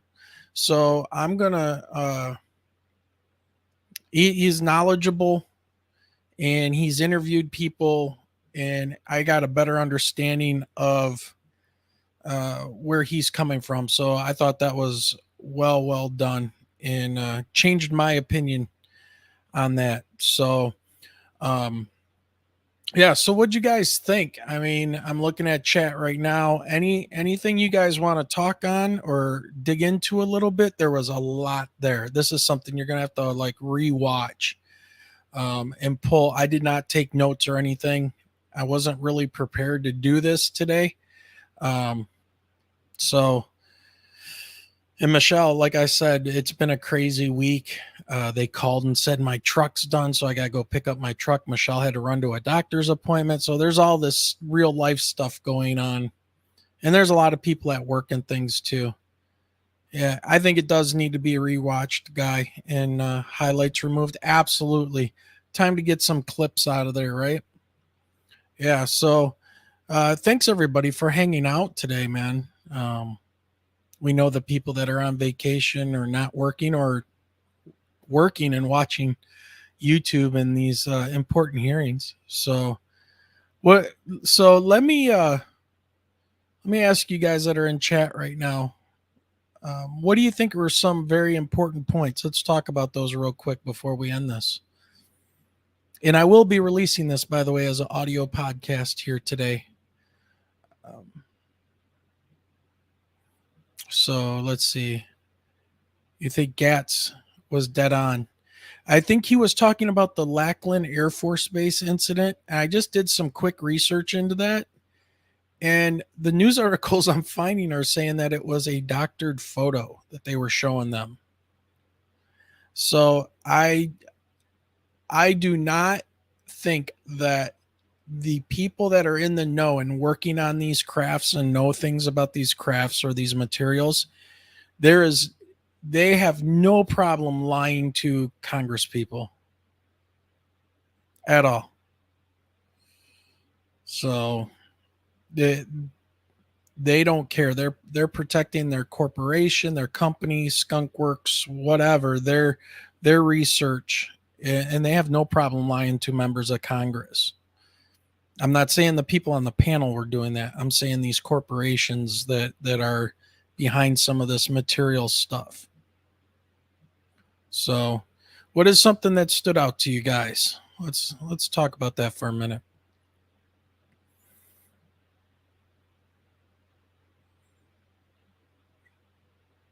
It's all quiet. I put everybody on the spot.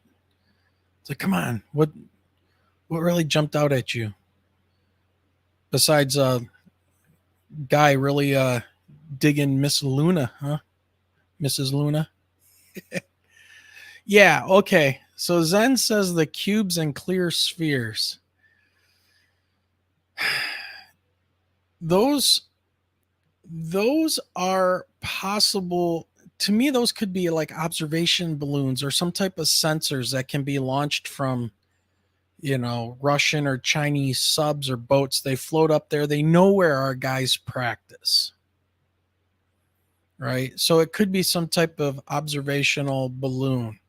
Now, do they, and this is one thing I want to ask Graves, do they have evidence, sightings, radar of those things zipping around? He said they were stationary at 20,000 feet. So my question is, were those cubes in the sphere moving? It sounds like every time they talked about cubes inside the spheres not moving could possibly be a balloon. However, at 20,000 feet, or anywhere, 20 to 30,000 feet, those winds are moving. So you have to have some kind of propulsion to sit still. So I don't know. I would love, so yeah, WTF is that? Yeah, exactly, man. That's my thing. Let's see, what do we got? Janice says, at least this is an opening for the general public. Yes. And that at least some people in Congress are taking this seriously. I know as soon as more people go out there and they're driving around and they look up and see a 300-foot triangle above their vehicle, they'll be interested. And yes, that's what happened to me and Michelle. It's the only reason I'm here right now, because I'm like Fravor. I'm a nuts and bolts guy. I didn't have an interest in UFOs or anything. I'm a science guy. I teach science, for God's sakes. So I'll follow the evidence and the data, but that thing defied everything. Let's see. Dang gummit. Yep, that stood out to Metalhead. Me too. I think that should be Burchett's campaign slogan. Vote for me, dadgummit. No, he's a good guy. I'm going to have him hopefully on the show here at some point, so keep an eye out for that. And don't forget, this Saturday, live on this channel at 8 p.m., we will have Cheryl Costa on as well. She'll be returning to the show. Let's see. They are man-made, says Janice. Now, Janice, you're saying that. How do you know that?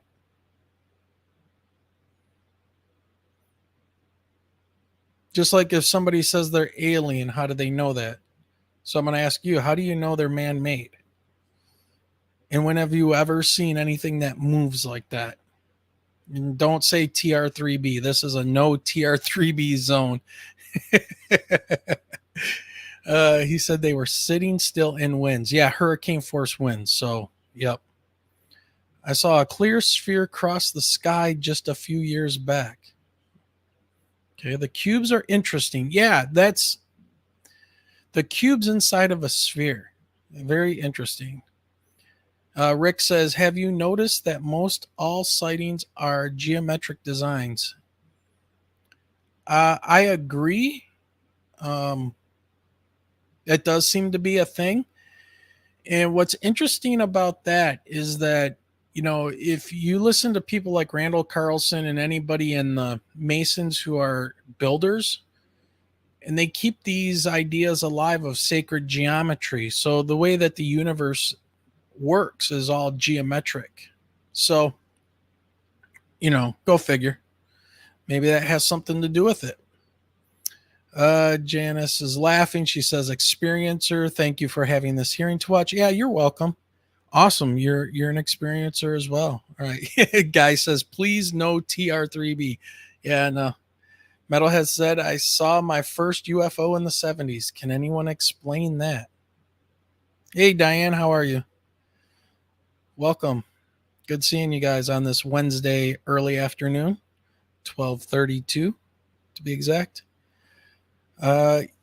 Intergalactic Angler says, glad the government now has opened the door, but closed door hearings will keep us shut out for another 20 years. Yeah, but those things, that stuff always comes out. And then you got to kind of figure out, do you believe what they say or not? Because then it's just hearsay. But, you have to question anymore, everything. I don't know. I know I questioned everything when it came down to seeing that damn triangle in the air. And no, it wasn't TR3B and it wasn't man-made. There's no way. With my understanding of science, physics, and aircraft and aeronautics in general, there's no way that thing could sit there and then a few months later to be stricken with Graves' disease because my thyroid decided to turn on and give me hyperthyroidism. So yeah, within the space, and this was in 2018. So within the space of, I want to say 3 weeks, I had lost 25, 27 pounds. All my hair turned white and gray, like this, my beard, right? So, and then I was diagnosed with Graves' disease, which is basically hyperthyroidism. And in males, that is extremely, extremely rare. It's usually hypo. Mine went hyper. So, yeah. So, Diane, good to see you. Thanks for jumping in on the show. Be careful. Hey, be careful. Okay, so Rick says, hey, be careful. I'm a Mason for 50 years. Yeah. The Masons are interesting. Knights Templar and the traditions that they keep alive, they're builders.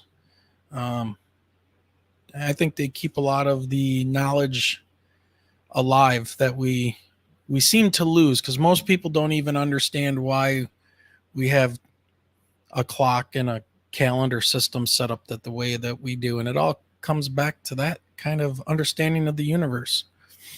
So, and when I get Randall Carlson on here, I'm going to have him talk about that. Yeah. Well, they're a secret society. So lots of theories about Masons. Yeah, they're a secret society. They hold knowledge. Oh, yeah. And Scott Walter. I'm going to be having Scott Walter come on soon, too, to talk about that. He's in the Templar Masons group. So he's part of the Templars. So, let's see. Janice says, thyroid, have you read Charles J. Hall's experience with the alien lady who zapped him in the throat and almost killed him? No, but my wife and I got pretty damn close. And I mean, at best a couple 100 feet away from a giant triangle that was here in Michigan, right at the intersection of 275 and Ford Road. And it was, a couple months after that experience that I started having massive issues.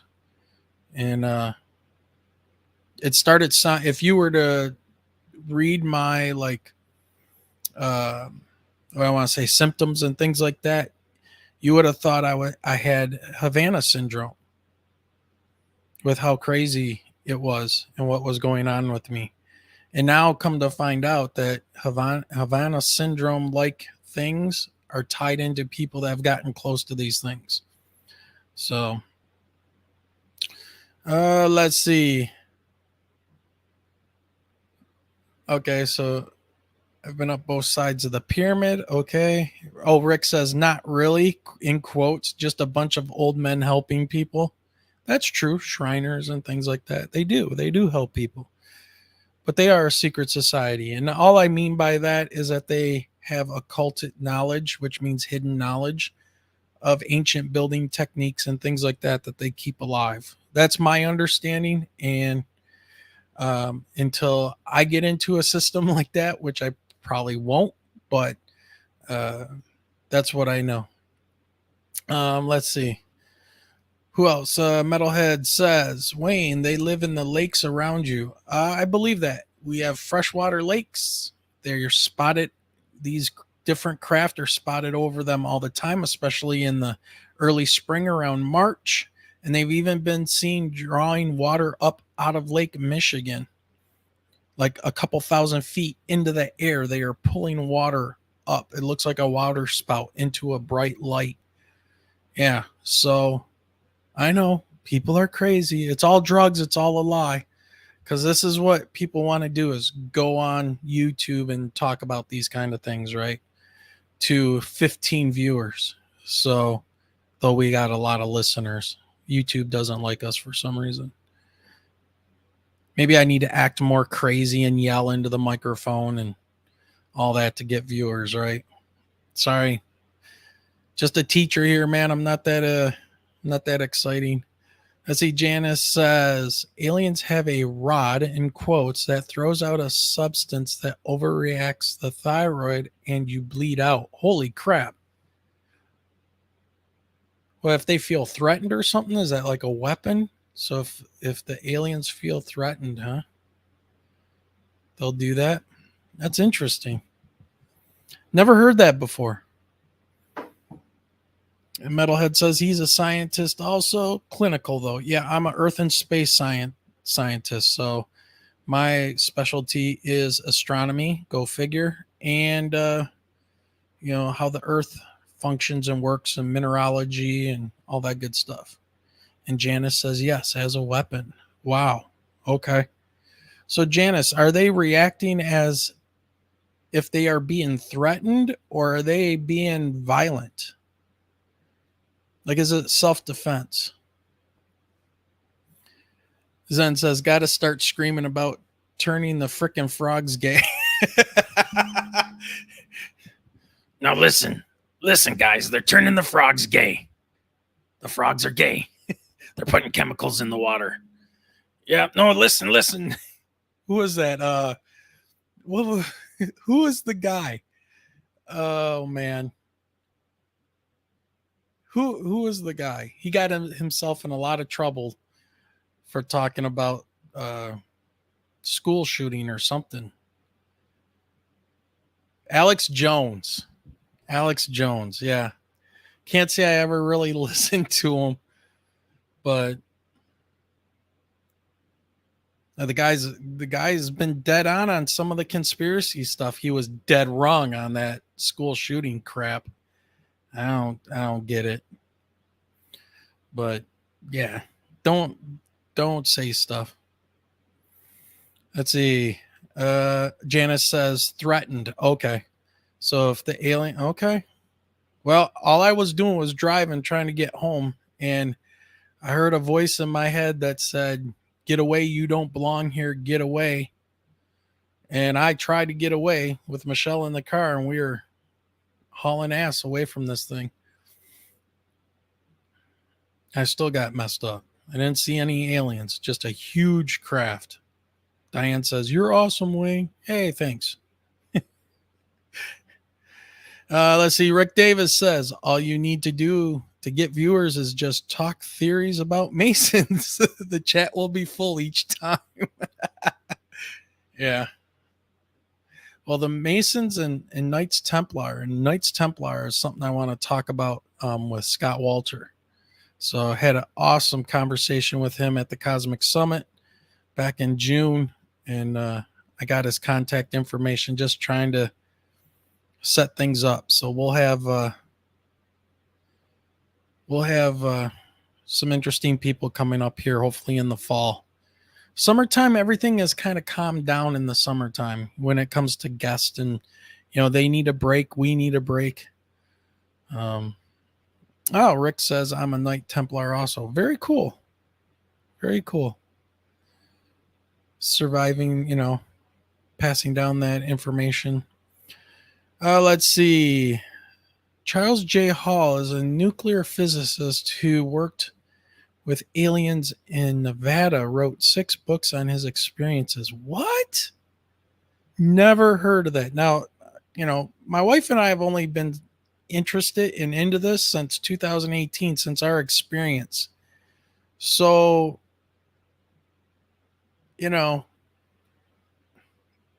there's a lot we have to learn that's outside of, the general media, History Channel kind of stuff. Lisa Bowden says no more vacations. Well, I got one more coming up here. Michelle and I will be heading out to Lake Tahoe in a couple weeks. And that's only for a few days, and then we'll be back. Yeah. Yep. Tahoe is where we got married. And so we like going back out there, and it's beautiful out there. Yep. All right. What else is going on? I invite you to check him out. He has some talks on YouTube. Okay, I will, Janice. Thank you very much. And I also know that there is and I can't remember his name, but there is a guy here at Wayne State University that wrote one of the DIRDs, or worked on one of the DIRDs, those defense initiative reference documents that talks about coming in contact and the damage done to human tissue and to people. So Michelle is not working. She is running her, well, kind of working. She had to take her daughter to her doctor's appointment. So yeah, she had a appointment she had to run to and do all that. Like I said, this July committee hearing today was not something we were prepared to jump on, but we jumped on it anyways. So yeah. Anything else new? We just got back from Laughlin. I guess they're going to be building a convention center down there. So hopefully we'll be hearing about more of these UFO conventions and stuff happening in Laughlin. That would be interesting. Let's see. Zen Triangle Encounter went missing for 10 days. Alec Renown. Okay. Dang, that's interesting. Yeah, there's so much information out there.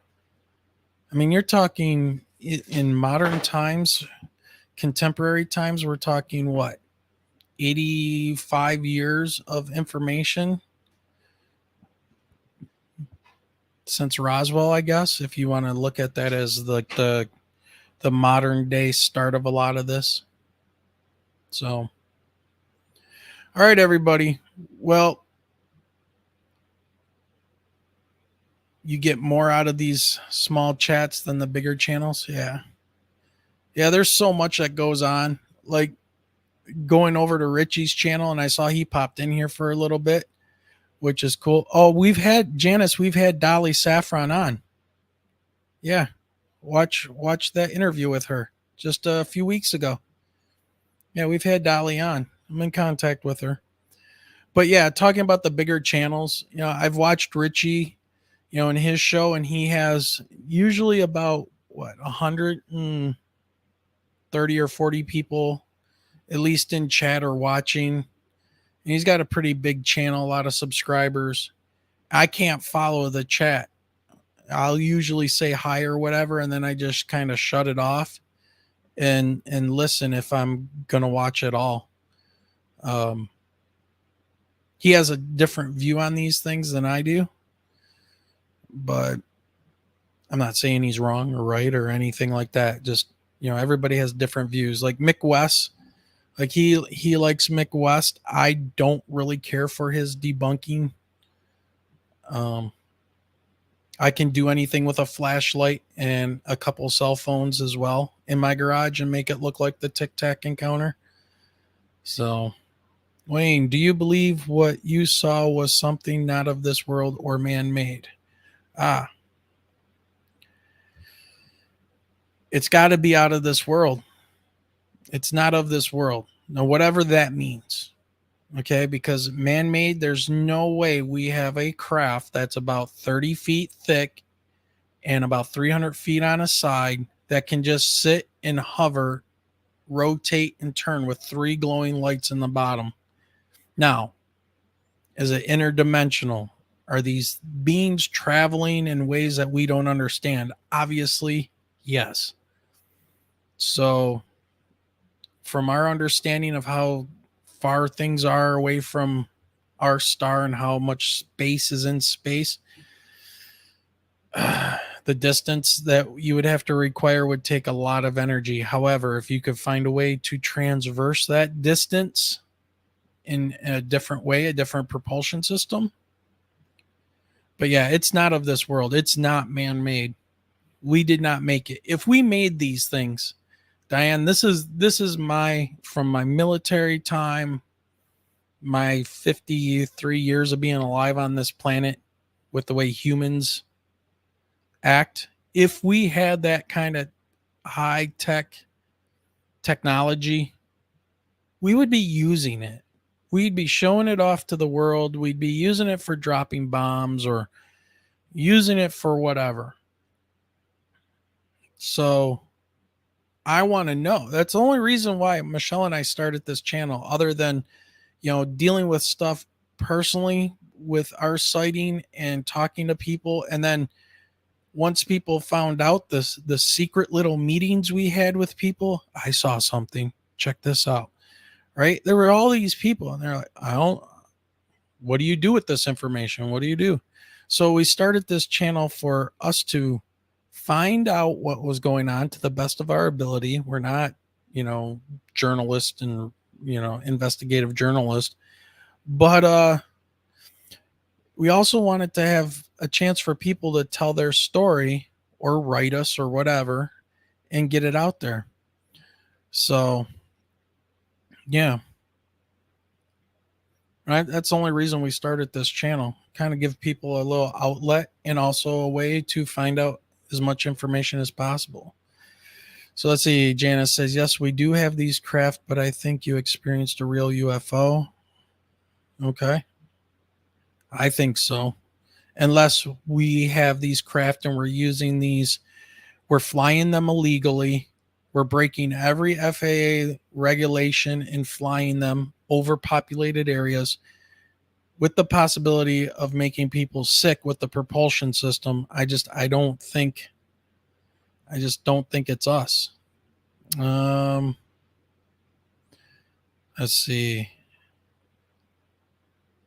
Zen says Alec Newald was interdimensional. Okay. And I really like Colin Saunders. We had him on the show, and he thinks that they are interdimensional as well. And so, yeah. You have to find a way to traverse the distance. If you're from another star system, you gotta answer for the distance that's involved.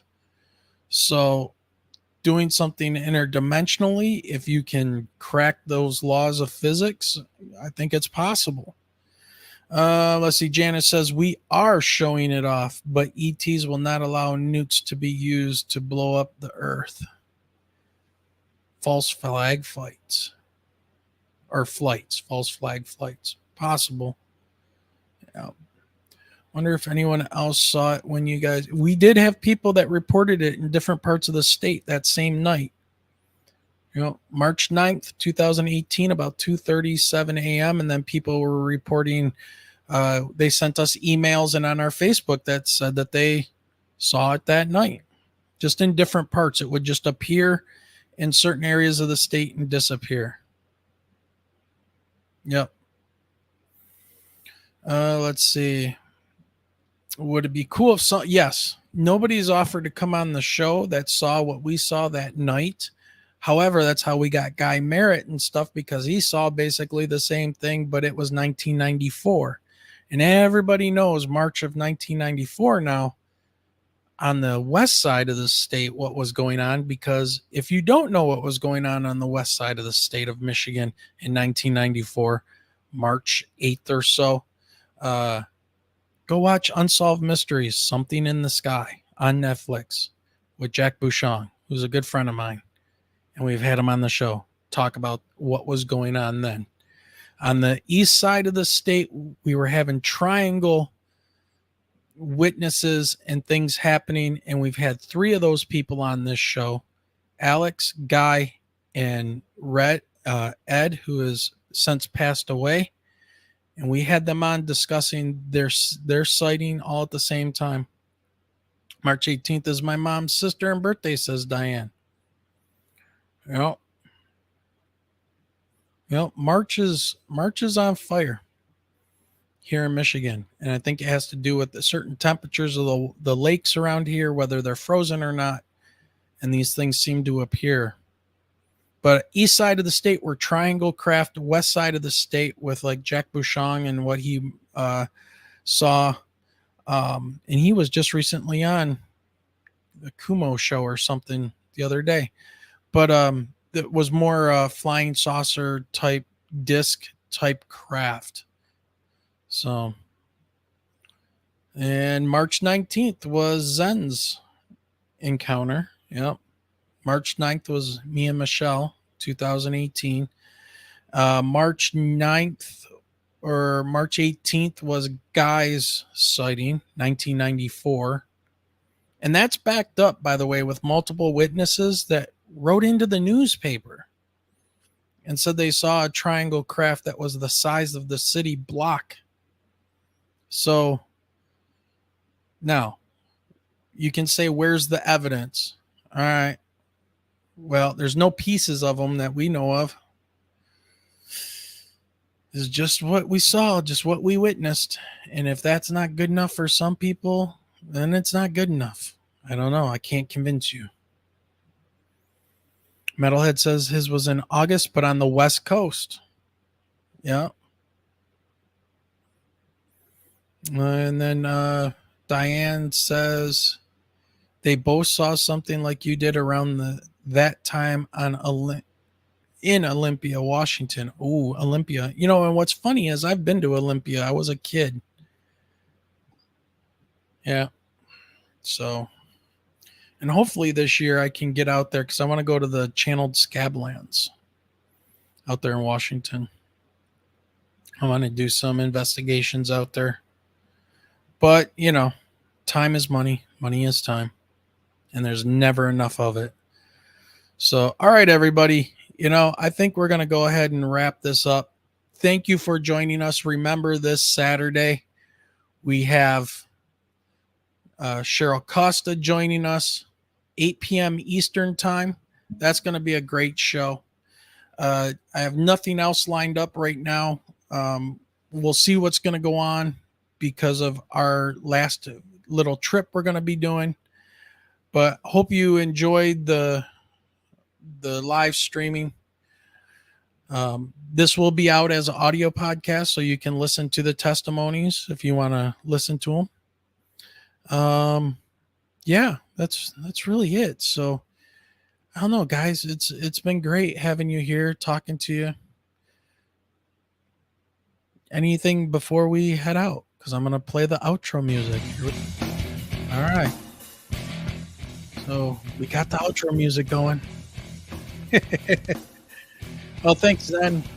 You're going to be coming on the show here soon. We're going to get something set up, have you come back on, get your take on everything. You have a very interesting perspective on this stuff, especially with what happened to you.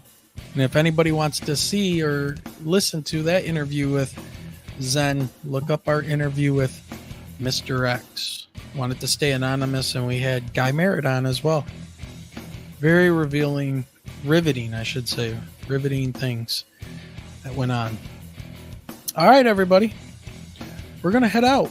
Michelle's not here, but just remember, especially now, since Congress is talking about it, keep your eyes where? To that sky.